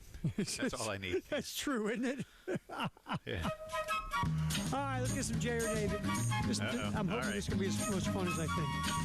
All right. Former Masters champion Patrick Reed is leaving the LIV Tour. Plans to return to the PGA Tour later this season. Jay or nay? You're excited that Patrick Reed is coming back to the PGA Tour. Remember on Tuesday, you asked me what I felt about conference championship games moving to neutral sites. Mm-hmm. And I asked you how much time we had left. And then I said, nay, nay, nay, nay, nay, nay, nay, nay, nay, nay, nay. Okay, so how much time do we have left? Because that's all I'm going to do. Nay, nay, nay, nay, nay, nay, nay, nay, nay, nay, nay, nay, nay, nay, nay, nay, nay, nay, nay. I can't believe... I can certainly believe that Patrick Reed wants to come back. I think a lot of these LIV guys are going to start to do this because their money has run out. They're not going to get more money, and they're also not getting ranked in the World Golf Ranking, which is going to keep them from playing in majors. Patrick will always be able to play at the Masters because he won the Masters. But beyond that, he's not going to be able to play in the others. And believe it or not, Terry, I will admit, there are times when Patrick Reed is a good golfer. How he gets to be that good is another question. I kid, don't I? Ha, maybe. I don't like Patrick Reed. Again, I make no secret of that. I'm not alone in that. I saw this morning that a lot of PGA guys are saying the right things about his return because I think the word behind, my opinion, is that PGA golfers, as some LIV golfers are coming back, they need to be welcoming of them and not ridicule them. But it's not lost on, I've talked to enough golf people through the years. It's not lost on any of them who Patrick Reed is, what he's done to be vilified. And they're not always a very forgiving bunch. So I get it, but I can't stand it, man. I absolutely can't stand it. And it won't be this year, but maybe next year when I go to the Heritage. I'll put on one of those Bobby Valentine mustaches and little glasses, and I'll just heckle the heck out of him for one of those days. What do you think? I want to go. I want to walk with you while you wear that. I'm not happy about this. I'm not. I genuinely, to be very genuine with all of you, I am not at all happy about this. I am not at all a Patrick Reed fan. I don't think he's good for the game, and it is what it is. He's coming back, but I don't like it. I'll celebrate Koepka. I won't celebrate Patrick Reed. Jay or nay, Patrick Reed is well loved by fellow PGA golfers. Nay. Nay. They don't like him, man. I mean, some guys probably like him a little bit, but again, it's not lost on them. They don't like him. He's an unlikable dude. Jay or nay, and they all know why. If you want to put money down, Patrick Reed's family doesn't even like Patrick Reed. Half of his family does not. half of his family seems to. I guess the half of the family that seems to is probably like, well, he makes a lot of money. Absolutely. I'm sure his wife likes him. If Patrick Reed worked at the Shell station, that part of his family wouldn't like him either. Just saying. Yeah, I mean, I guess his wife and kids are probably fans, and that's great. Do we know that for sure? No, not big on this, man. Not big on this. Excellent job by you. It's the first time one topic got us through the whole day. Nay. There, I'll give you a few more. Talk to you at 3. Yes, tomorrow you will have me at 3 o'clock. Yes, sir. All right, my friend. Go rest up. Always great yapping with you. We'll talk to you again at 3 tomorrow. All right. See you, pal. All right, little Jay Renee with Jay Phillips. We'll come back. 5 o'clock news, integrated media next here on the game.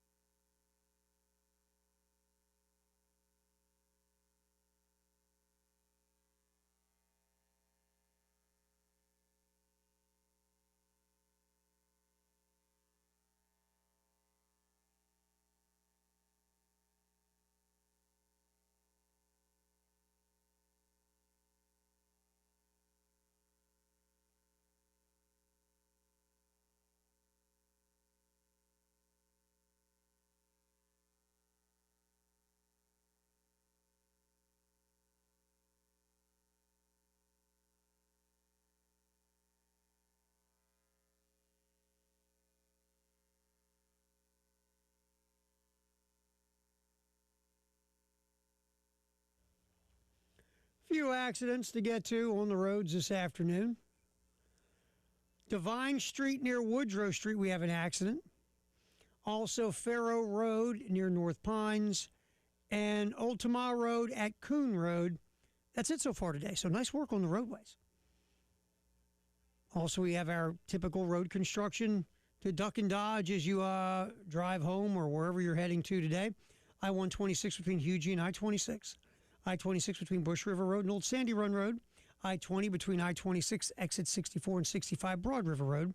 I-20 between Sunset Boulevard and Bush River Road.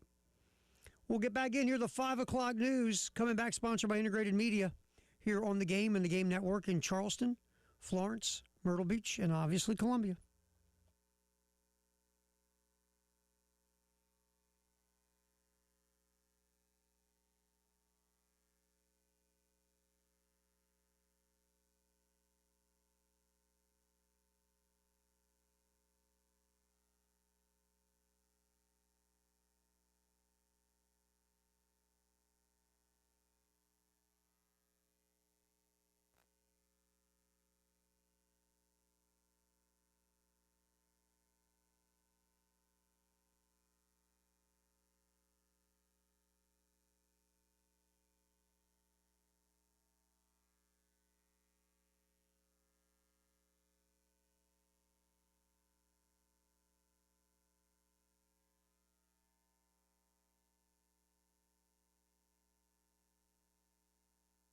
Time to roll the 5 o'clock news, sponsored by Integrated Media here on the Game and the Game Network.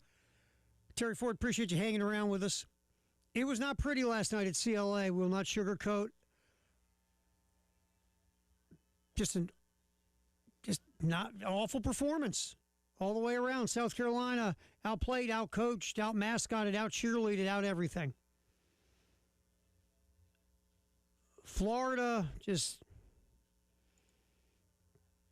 they took the wood to South Carolina last night at CLA. 95-48 was the final. And look, on paper, Florida's a much better team. I don't think anybody's going to argue that point. But as the game went on, the lack of fight from the South Carolina Gamecocks was, again, just like the Arkansas game. That's the part that's just not acceptable. And Lamont Paris, we played the cut, and we might get it again in the Gamecock notebook. We played the cut of Lamont discussing the competitiveness or the lack thereof. But this is twice in the last, 4 games that Lamont's had to address a lack of fight, a lack of competitiveness. You can't, look, there are things you can't control. But you can control your fight, your intensity, your focus, your competitiveness, your want to. And the fact that twice in the last month, we're talking about a team's lack of fight when they got down in a game. When the other team put a run at them, they just rolled over. That's just not acceptable. South Carolina, especially on the interior, was intimidated. It was obvious last night. You had, and I won't try to name names and pick on guys in this instance, but you had one guy, I think, not only try to pump fake, he double pump, triple pump, quadruple pump because he was so intimidated by the Florida front line.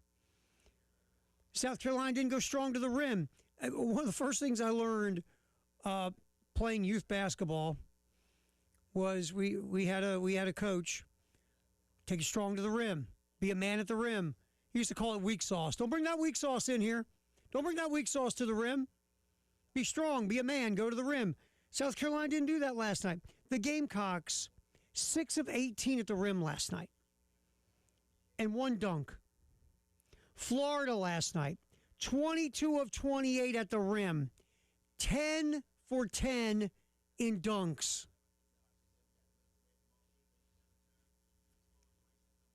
I mean, just a head-scratching performance in the fight.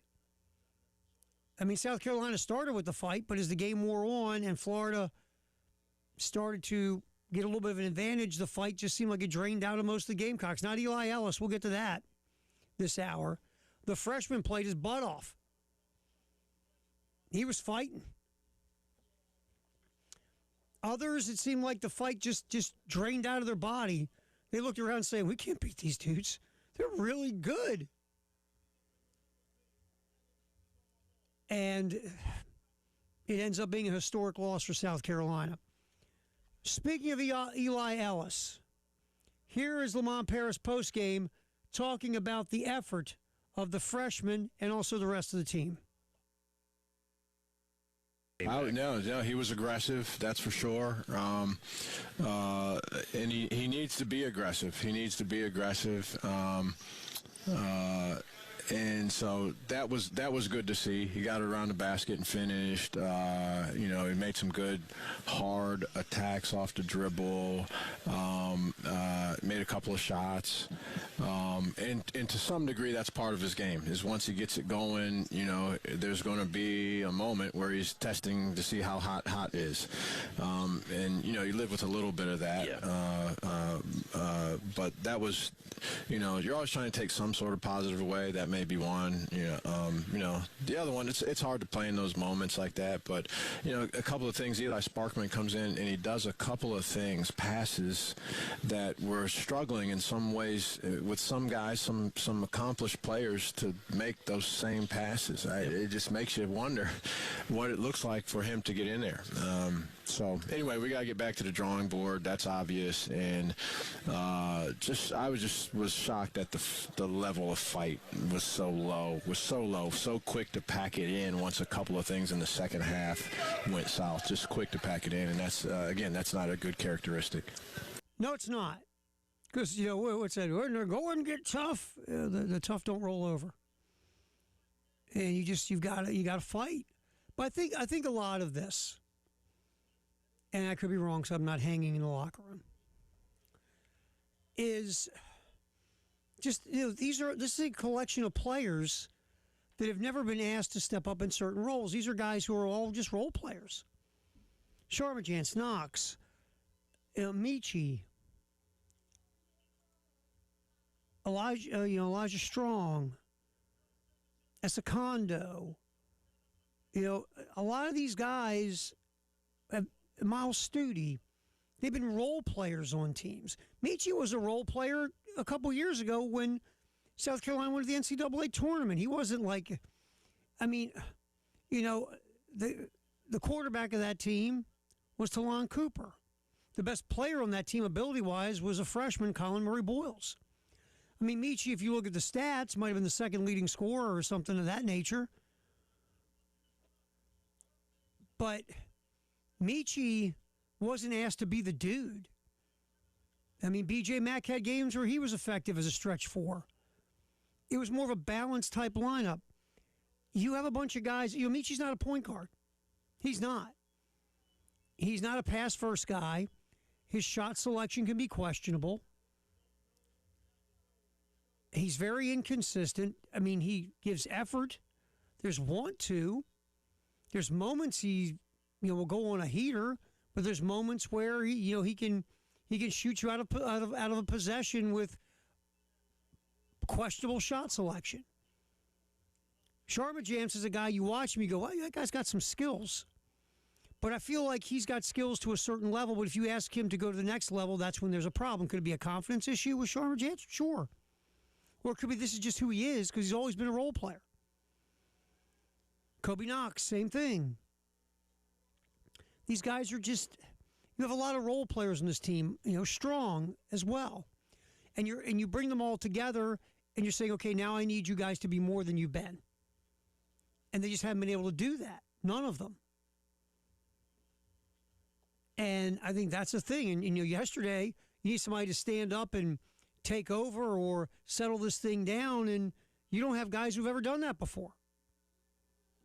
So I think that's a big problem, and that you saw it at Arkansas, you saw it against Florida.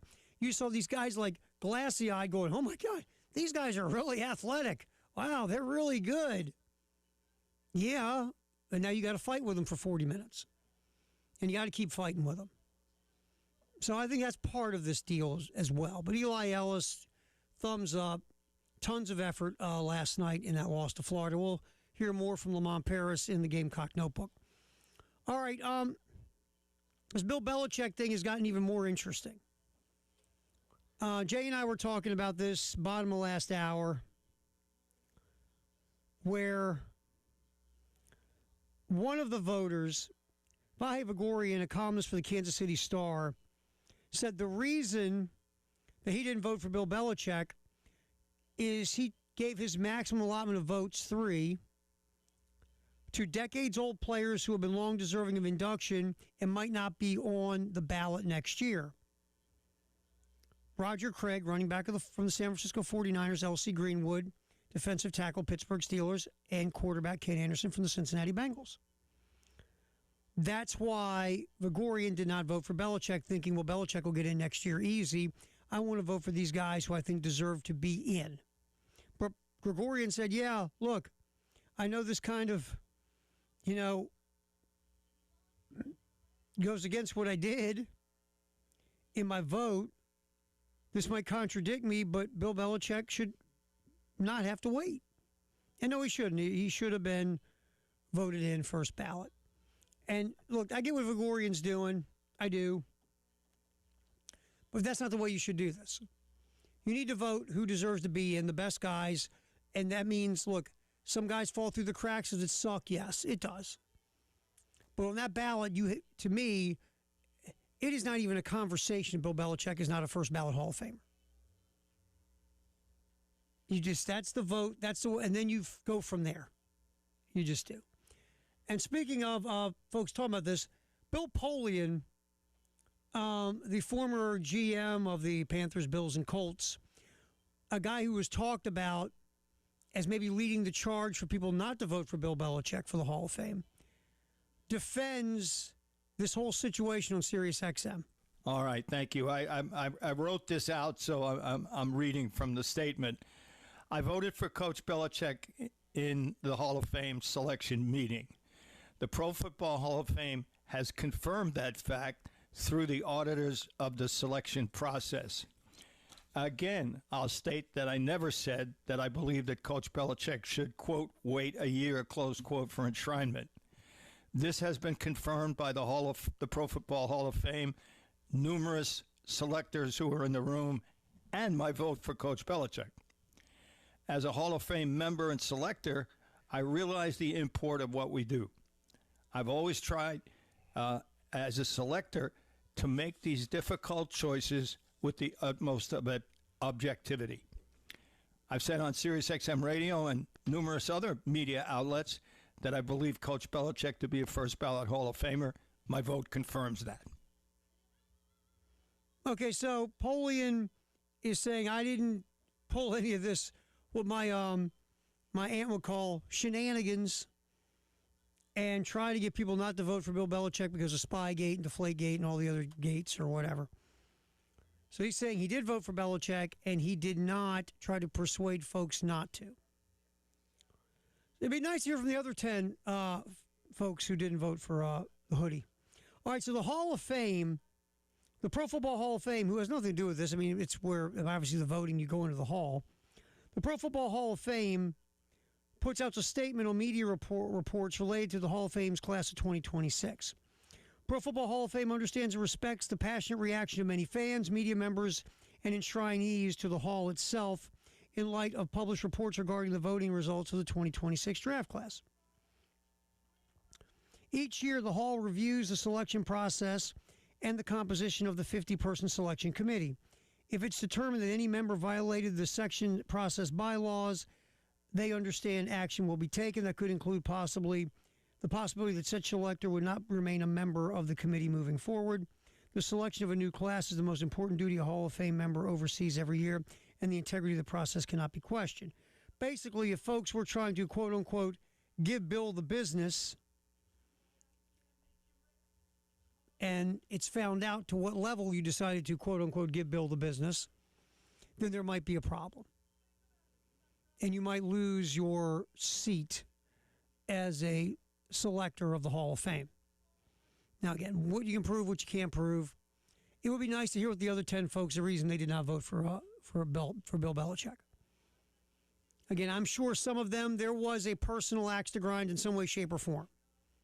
Whether it's the Spygate stuff, the fact that, Bill Belichick is about,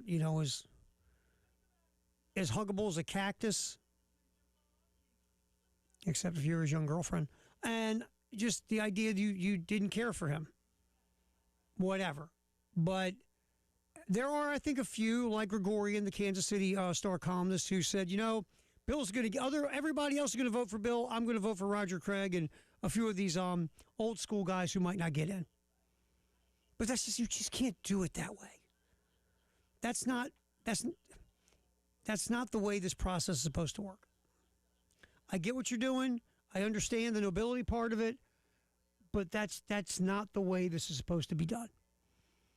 And I appreciate Gregorian for being honest and coming out and talking about it in the Kansas City Star. All right, Gamecock Notebook, more from Lamont Paris on his thoughts of what happened last night at home against Florida. That's next on the Gamecock Notebook here on 107.5 The Game and the Game Network in Charleston, Columbia, Florence, and Myrtle Beach.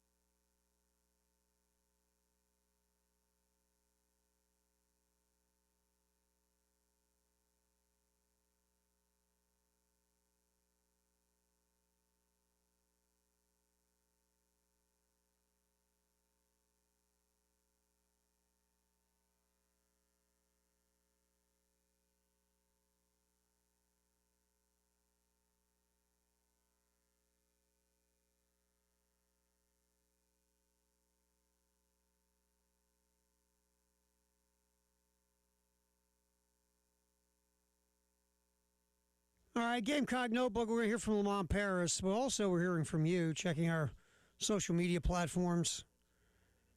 Hear from the game. Talking about what's going on with the men's basketball program. Bill, it looks like Florida has spent twice as much on players as South Carolina, which does appear to be the case. SC's estimated NIL is $5 million compared to Florida's $10 million. I think Paris is a good coach, but he's been dealt a losing hand. Let's assign blame where it belongs.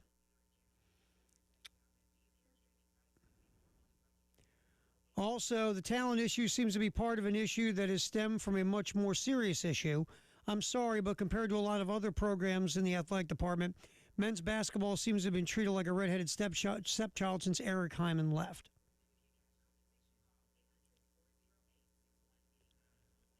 Those two real quick. Look, we had this conversation yesterday. At some point, the folks in the South Carolina Athletic Department and the university itself, you need to sit down and just, have a come to Jesus and talk about how important is the men's basketball program to you. You have a new AD, been around a little bit more than a year, in Jeremiah Donati. And it's time to sit down and say, okay, there's only two revenue-generating sports in college athletics. One's football, one's men's basketball. There's no offense to Dawn or the baseball team, because obviously Dawn has one of the best women's programs in the country, and Dawn does a lot to go out and, find ways to generate funds for the women's basketball program. Big thumbs up to her. But women's basketball and baseball, just to be quite frank, they don't generate revenue.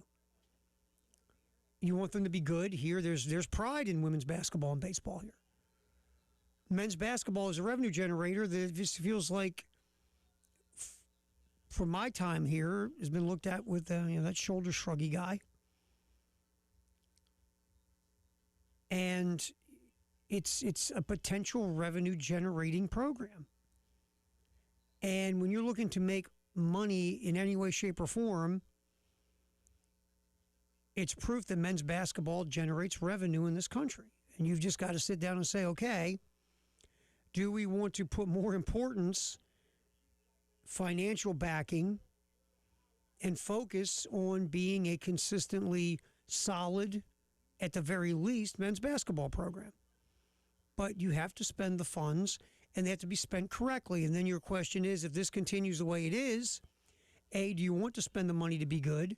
And B, do you think you have the right head coach in that office to take those extra funds and go accumulate a roster that can be, the floor is competitive? And with the idea that you are going to be a much better men's basketball program on a year-to-year basis. That's that's to me the two biggest questions you're going to have. So I'm going to grab another one here really quick. This is an interesting one as well. Does Coach Paris deserve more time? Coach K in his first 3 years was 38 and 47, Lamont 60 and 58. Can we wait that long with the current environment in college athletics? Are there better options out there to be willing to come to Carolina? We're not an attractive option, in my opinion. I don't see much benefit. First of all, we still have, we're not even to February yet. So I think the idea of having a conversation about the head coach, things can change. If it continues down this road, then there's going to be a massive conversation about Lamont Paris and should he be the head coach next year. Does this thing look bleak right now? Sure. Could it get better? You hope. And if you ask me to be honest, what do I see? I don't see it getting a lot better. I don't think you're going to lose every game by 40 or 50. You've got some games coming up you should be competitive in. Like Saturday against LSU, you got Missouri, Mississippi State. Those are games you should be able to hang around in and maybe even win. But from what we've seen of this basketball team, I don't see how they can beat Alabama, Florida, Tennessee. I just don't. But you give it a chance to get through the season and see where you're at the end, and then you have decisions to make. But no matter if it's Lamont Paris or another coach, just me looking at the landscape of college basketball, you're going to have to, if your investment is 4.5 and 5, and we had the one post on our Twitter X, you almost have to get to at least 8 if you want to either A, give Lamont more money to go out and get a better roster, or B, if you do have to go out and bring a new head coach in, that's how you lure another one. And I think one of the comments was interesting too. Well, if you're going to up the money, should you give Lamont a chance to then go out with that much more in the bank to go get players? Well, that goes to Jeremiah Donati. Do you have confidence Lamont Paris is your guy? And I guess that's a decision, again, that we made at the end of the season. All right, let's get to some sound from Coach Paris. Here's Lamont talking about just how bad South Carolina got dominated in transition. 32 fast break points to 3 in this basketball game. Florida had the 32. South Carolina the 3. Well, some of it was. I mean, they've played in transition, but I'll tell you what was a contributing factor. This is the same thing that happened in the Arkansas game. When you get around the basket and then you get your shot blocked, or you miss a shot that's right at the rim, it just ends up being a transition situation so many times, especially the ones that get blocked out to the perimeter, and then it's off to the races. So that contributed to some of it, particularly early. I thought early in the game, let's say early as in the first half. Let's say in the whole first half, I thought that was a contributing factor. And they had 7 blocks in the first half. Yes. Yeah. Okay. So good. That matches up. So that was that. And then at some point there just wasn't a lot of the drive. There was a lot of I hate to use the word quit, but guys weren't trying. Guys didn't try to get back. It just, well, this one's in the books. This is what it is. That is a bad quality to have as a team, and it's a bad quality to have as an individual in life. But hopefully we can rectify that. This is similar. It was similar in an Arkansas game. It was like, some guys, it just seemed like this game could not get over quick enough versus going out there and giving it the old college try in the second half and then trying to make something happen. So that's the head coach of the basketball team using the Q word. In the second half, guys going, to hell with it. Let them dunk. Let's get this thing over with. That's not the right mentality, and Lamont Paris is right. It's not the right mentality in life. And this is a basketball team, it feels like once a squad makes a big run on them, they just go, okay, well, let's get to the next one. And you just can't have that mentality. And again, it feels like a leadership void, a chemistry void. There's just issues. So we will see what happens on Saturday. It's a winnable game, weather permitting. 5:30 pregame, 6 o'clock tip. South Carolina men will take on LSU at CLA. You can hear it right here on 107.5 The Game in Columbia and our affiliate in Myrtle Beach. Pop back. Let's hit the SEC notebook. That is next here on the postgame show on The Game and The Game Network.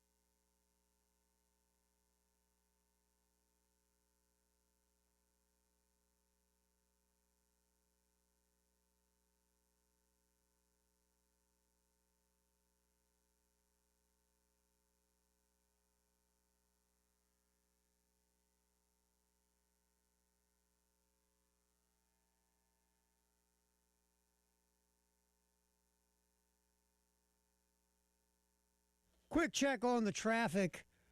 The accidents have all been cleared. We just have slow traffic. I-77 northbound between Fort Jackson Boulevard. That is exit 10 and Decker Boulevard, exit 13. That's it. Besides the construction, no accidents. So nice work. The accidents that were there have been cleared, and we are good to go. We'll come back.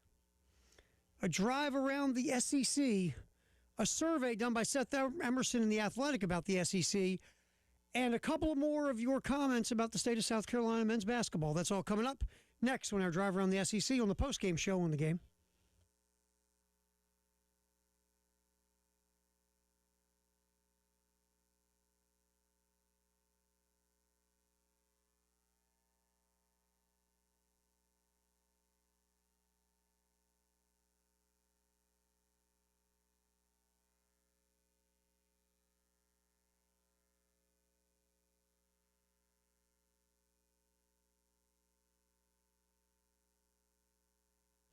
Drive around the SEC. Seth Emerson in The Athletic did a little survey about college football and the SEC. And he asked questions, and he broke the respondents into two sections. SEC fans and fans of other conferences like the Big Ten, Notre Dame, Big 12, ACC, Group of Five, no particular conference, but just a fan of the game. SEC fans comprised 66% of the respondents in the survey, by the way. All right, so the state of the SEC. SEC fans, how worried are you about the state of the conference? Only 19% were somewhat worried about the conference.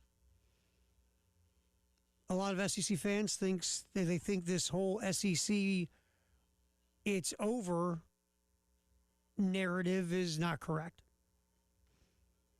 And the fact the SEC has missed the last 3 college football playoff championship games is just, it's a cyclical thing, but it's not like the SEC is in trouble. Non-SEC fans, they don't think the SEC is in a ton of trouble either. More of them than the non-SEC fan. 44% think the SEC is in some type of trouble. So not a majority. Next question, what was the biggest reason the SEC has missed the last 3 title games? SEC fans say transfer portal and NIL. That comprises 75% of the reasoning.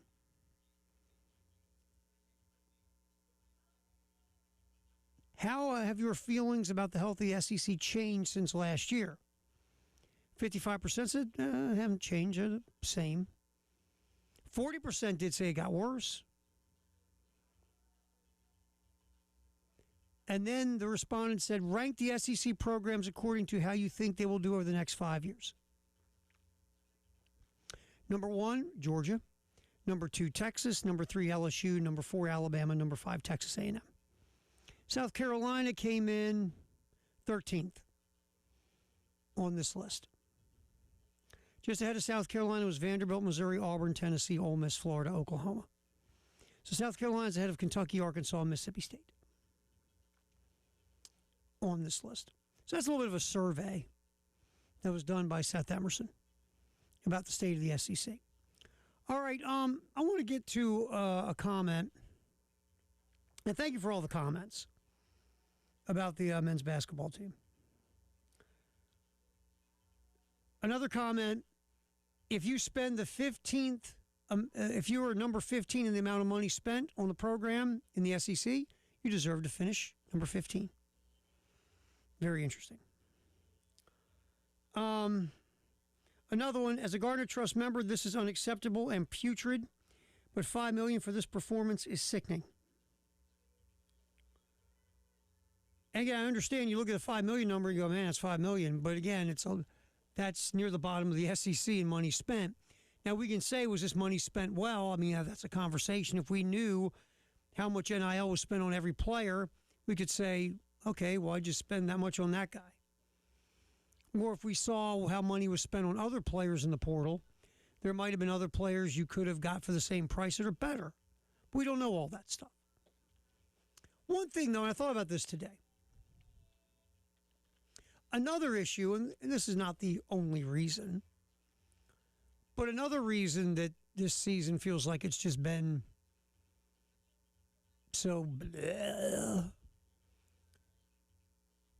is because, look, when Lamont first got here, Gigi Jackson fell in his lap, right? And Gigi, it was an up and down season, right?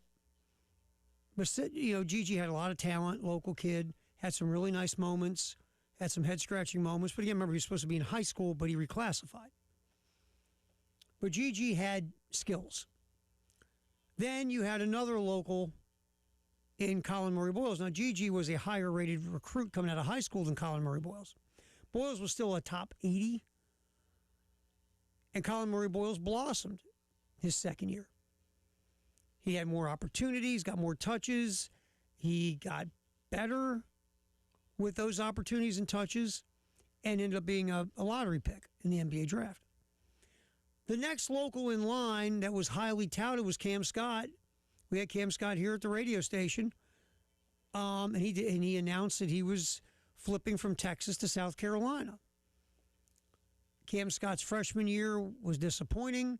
This year, Cam Scott's redshirting. Cam Scott was a top 50 recruit in the country. What happened? I think that's a legitimate question, and this isn't to dog or criticize Cam Scott. It's just what happened? I mean, this year you have a guy who was a top 50 recruit in the country. He's redshirting. And the last 2 years you watch his basketball team, it's like, and I think this is a legitimate question, why didn't Cam Scott get more playing time? They needed a guard who could make buckets. They needed a guard who, I mean, if nothing else, Cam Scott would have got run, would have got experience. I mean, I know he had to, like a lot of young players, ramp up his defense. But was his game that lacking all the way around that not only did he not play much his freshman year, but then he got redshirted this year? Again, I'm just asking the question. Because if Cam Scott would have followed the Gigi Jackson and the Colin Murray Boyles line, Cam Scott at worst would be a starter or getting some pretty significant minutes coming off the bench right now.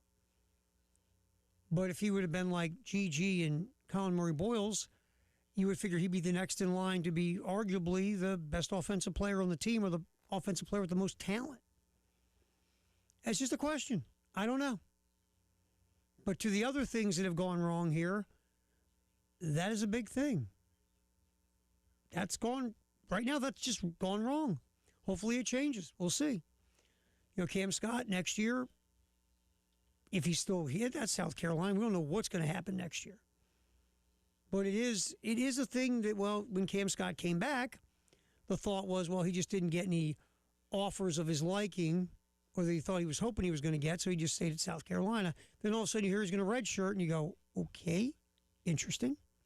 Then you see these other freshmen who were playing who were nowhere near as highly touted as Cam Scott. But they're on the court.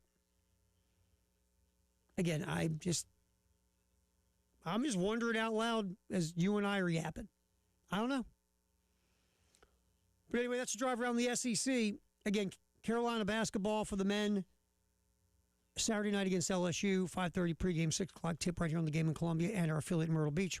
Tonight, 8:30 pregame, 9 o'clock tip. The women will take on Auburn on our sister station, B1067. That's B1067 tonight. Coverage starts at 8:30 with Brad Muller and our good buddy Ed Bird producing women's college basketball here on the game in Columbia on our sister station, 106.7, B1067.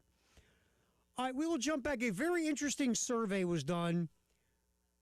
Youth coaches talking about what is the top reason in this survey that they're either turned off for coaching or they left youth coaching all in general. Want to get to that? We'll also do some Jay or Nay. That's next on the postgame show on the game.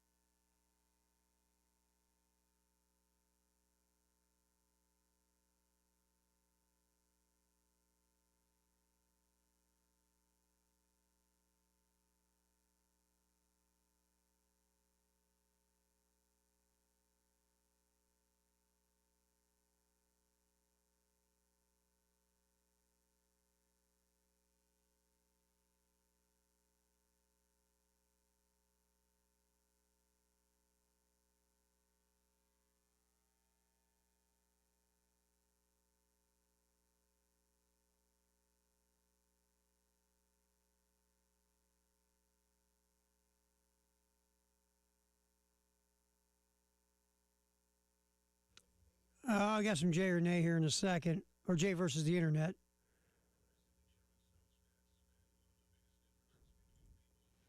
Tonight, light night in the top 25 for men's basketball. Number 8, Iowa State, hosting Colorado State. Colorado State this year, Colorado. Iowa State and Colorado. Buffs are 2-5 in the Big 12. Iowa State 5-2 in the league, 18-2 overall, and a favorite to go deep in the NCAA tournament. Iowa State's given the Buffs 16.5. Iowa State's at home. I think Iowa State covers the number. Number 9, Illinois gets UW. Washington 3-6 in the Big 10. Illinois really good, 8-1 in the league and 17-3 overall. Illinois giving Washington 12.5.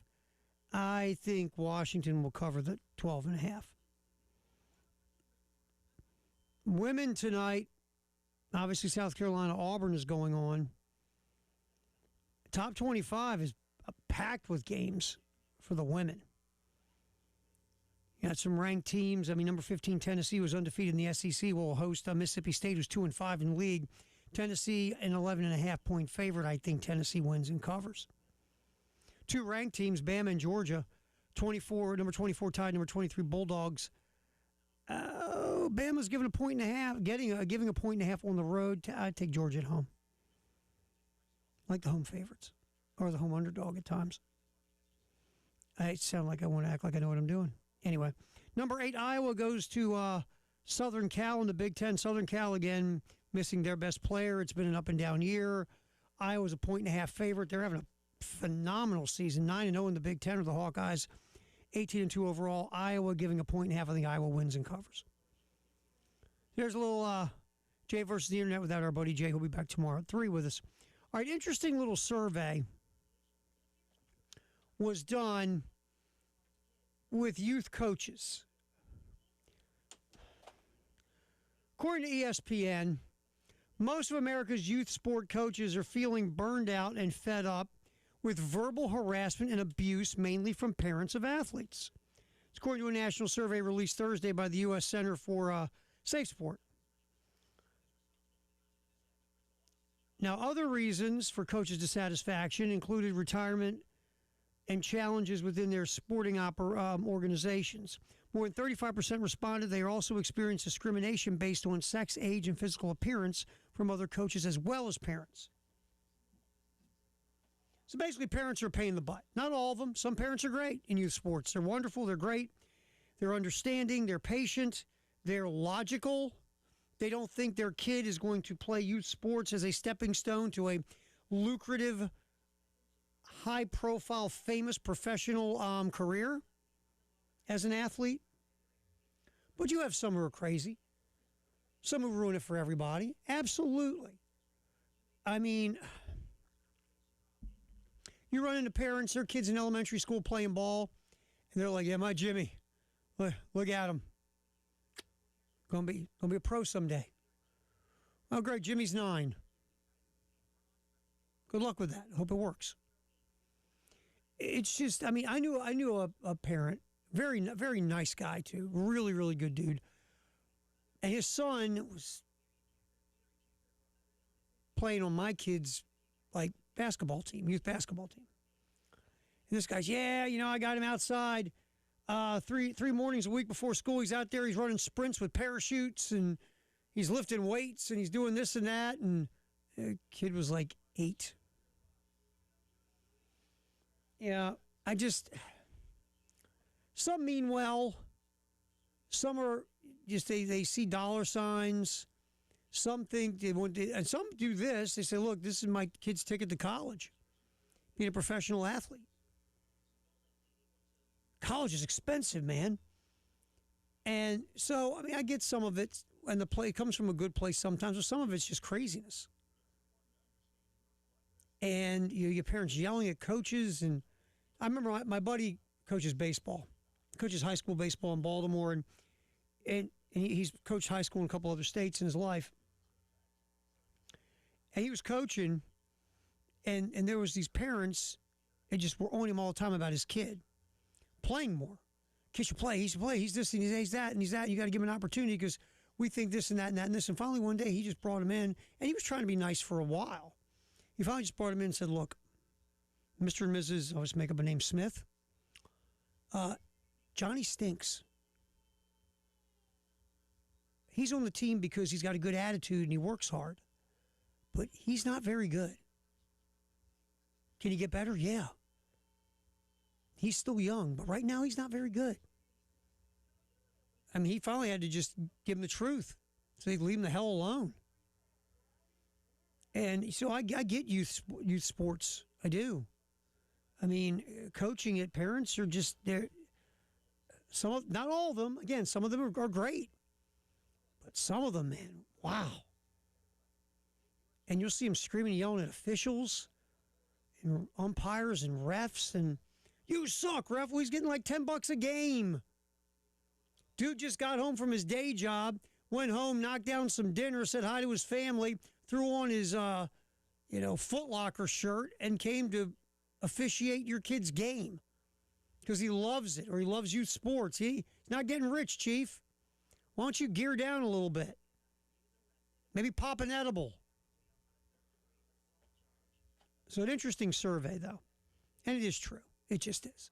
And I talked to another, speaking of the officials, and that's another issue with the parents.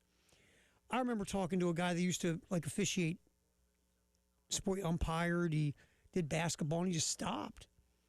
He's like, I got tired of, I'm trying to walk to my car after a game. I'm tired of parents threatening to kill me. Or some parent coming up on me wanting to, throw hands over a youth athletic event. And it's true. It's like, really? Seriously? It's a game, man. It's a game. Your kids should be out there having fun and trying to get better at improving and learning the game and enjoying themselves. That's the goal. And if it continues on and they're really, really good and they could actually make something out of it, even better. I'll never forget that guy. Yeah, my kid, I get him out there 3-4 days a week, 7 o'clock in the morning, get him out there running sprints with a parachute. He's 8. But anyway. All right, so it's an interesting survey. I saw it on ESPN.com. All right, tonight we got women's hoops. The South Carolina Gamecock women take on Auburn. You can hear it on our sister station. That's B1067. 8:30 pregame, 9 o'clock tip. South Carolina slipped a little bit in the rankings. And it's weird. You lost at Norman to a ranked team. Then you come home and you smoke one of the 2 undefeated teams left in the country, a top 5 squad in Vandy, and you slip a notch. Interesting. But South Carolina now playing a few games here with not ranked teams involved. They have Tennessee coming up soon, though. Auburn tonight, 8:30 pregame, 9 o'clock tip. Carolina calls here on the game in Columbia, and also our sister station, our affiliate in Myrtle Beach. Tonight at 7.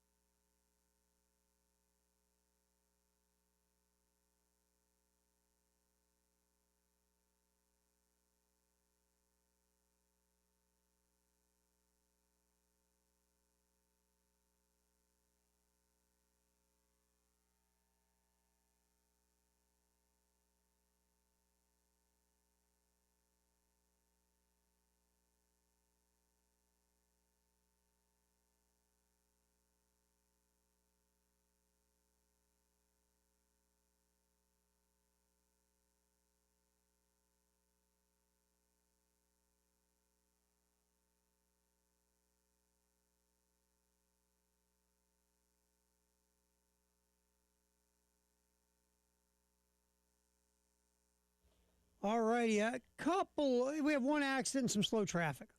The accident, I-20 eastbound at I-26, that's exit 64. Slow traffic, I-77 northbound between the Fort Jackson and Decker Boulevard exits, that's exits 10 and 13. And stop and go, I-26 westbound between Sunset Boulevard and St. Andrews Road. That's where a lot of slowdowns are these days. All right, weather has gotten sideways. Saturday, all of a sudden, a chance of snow. It says, according to the Weather Channel, 1 to 3 inches. On Saturday night, another 1 to 3 inches possibly. We'll see. Hang in there. By the way, Carolina calls come up tonight at 7.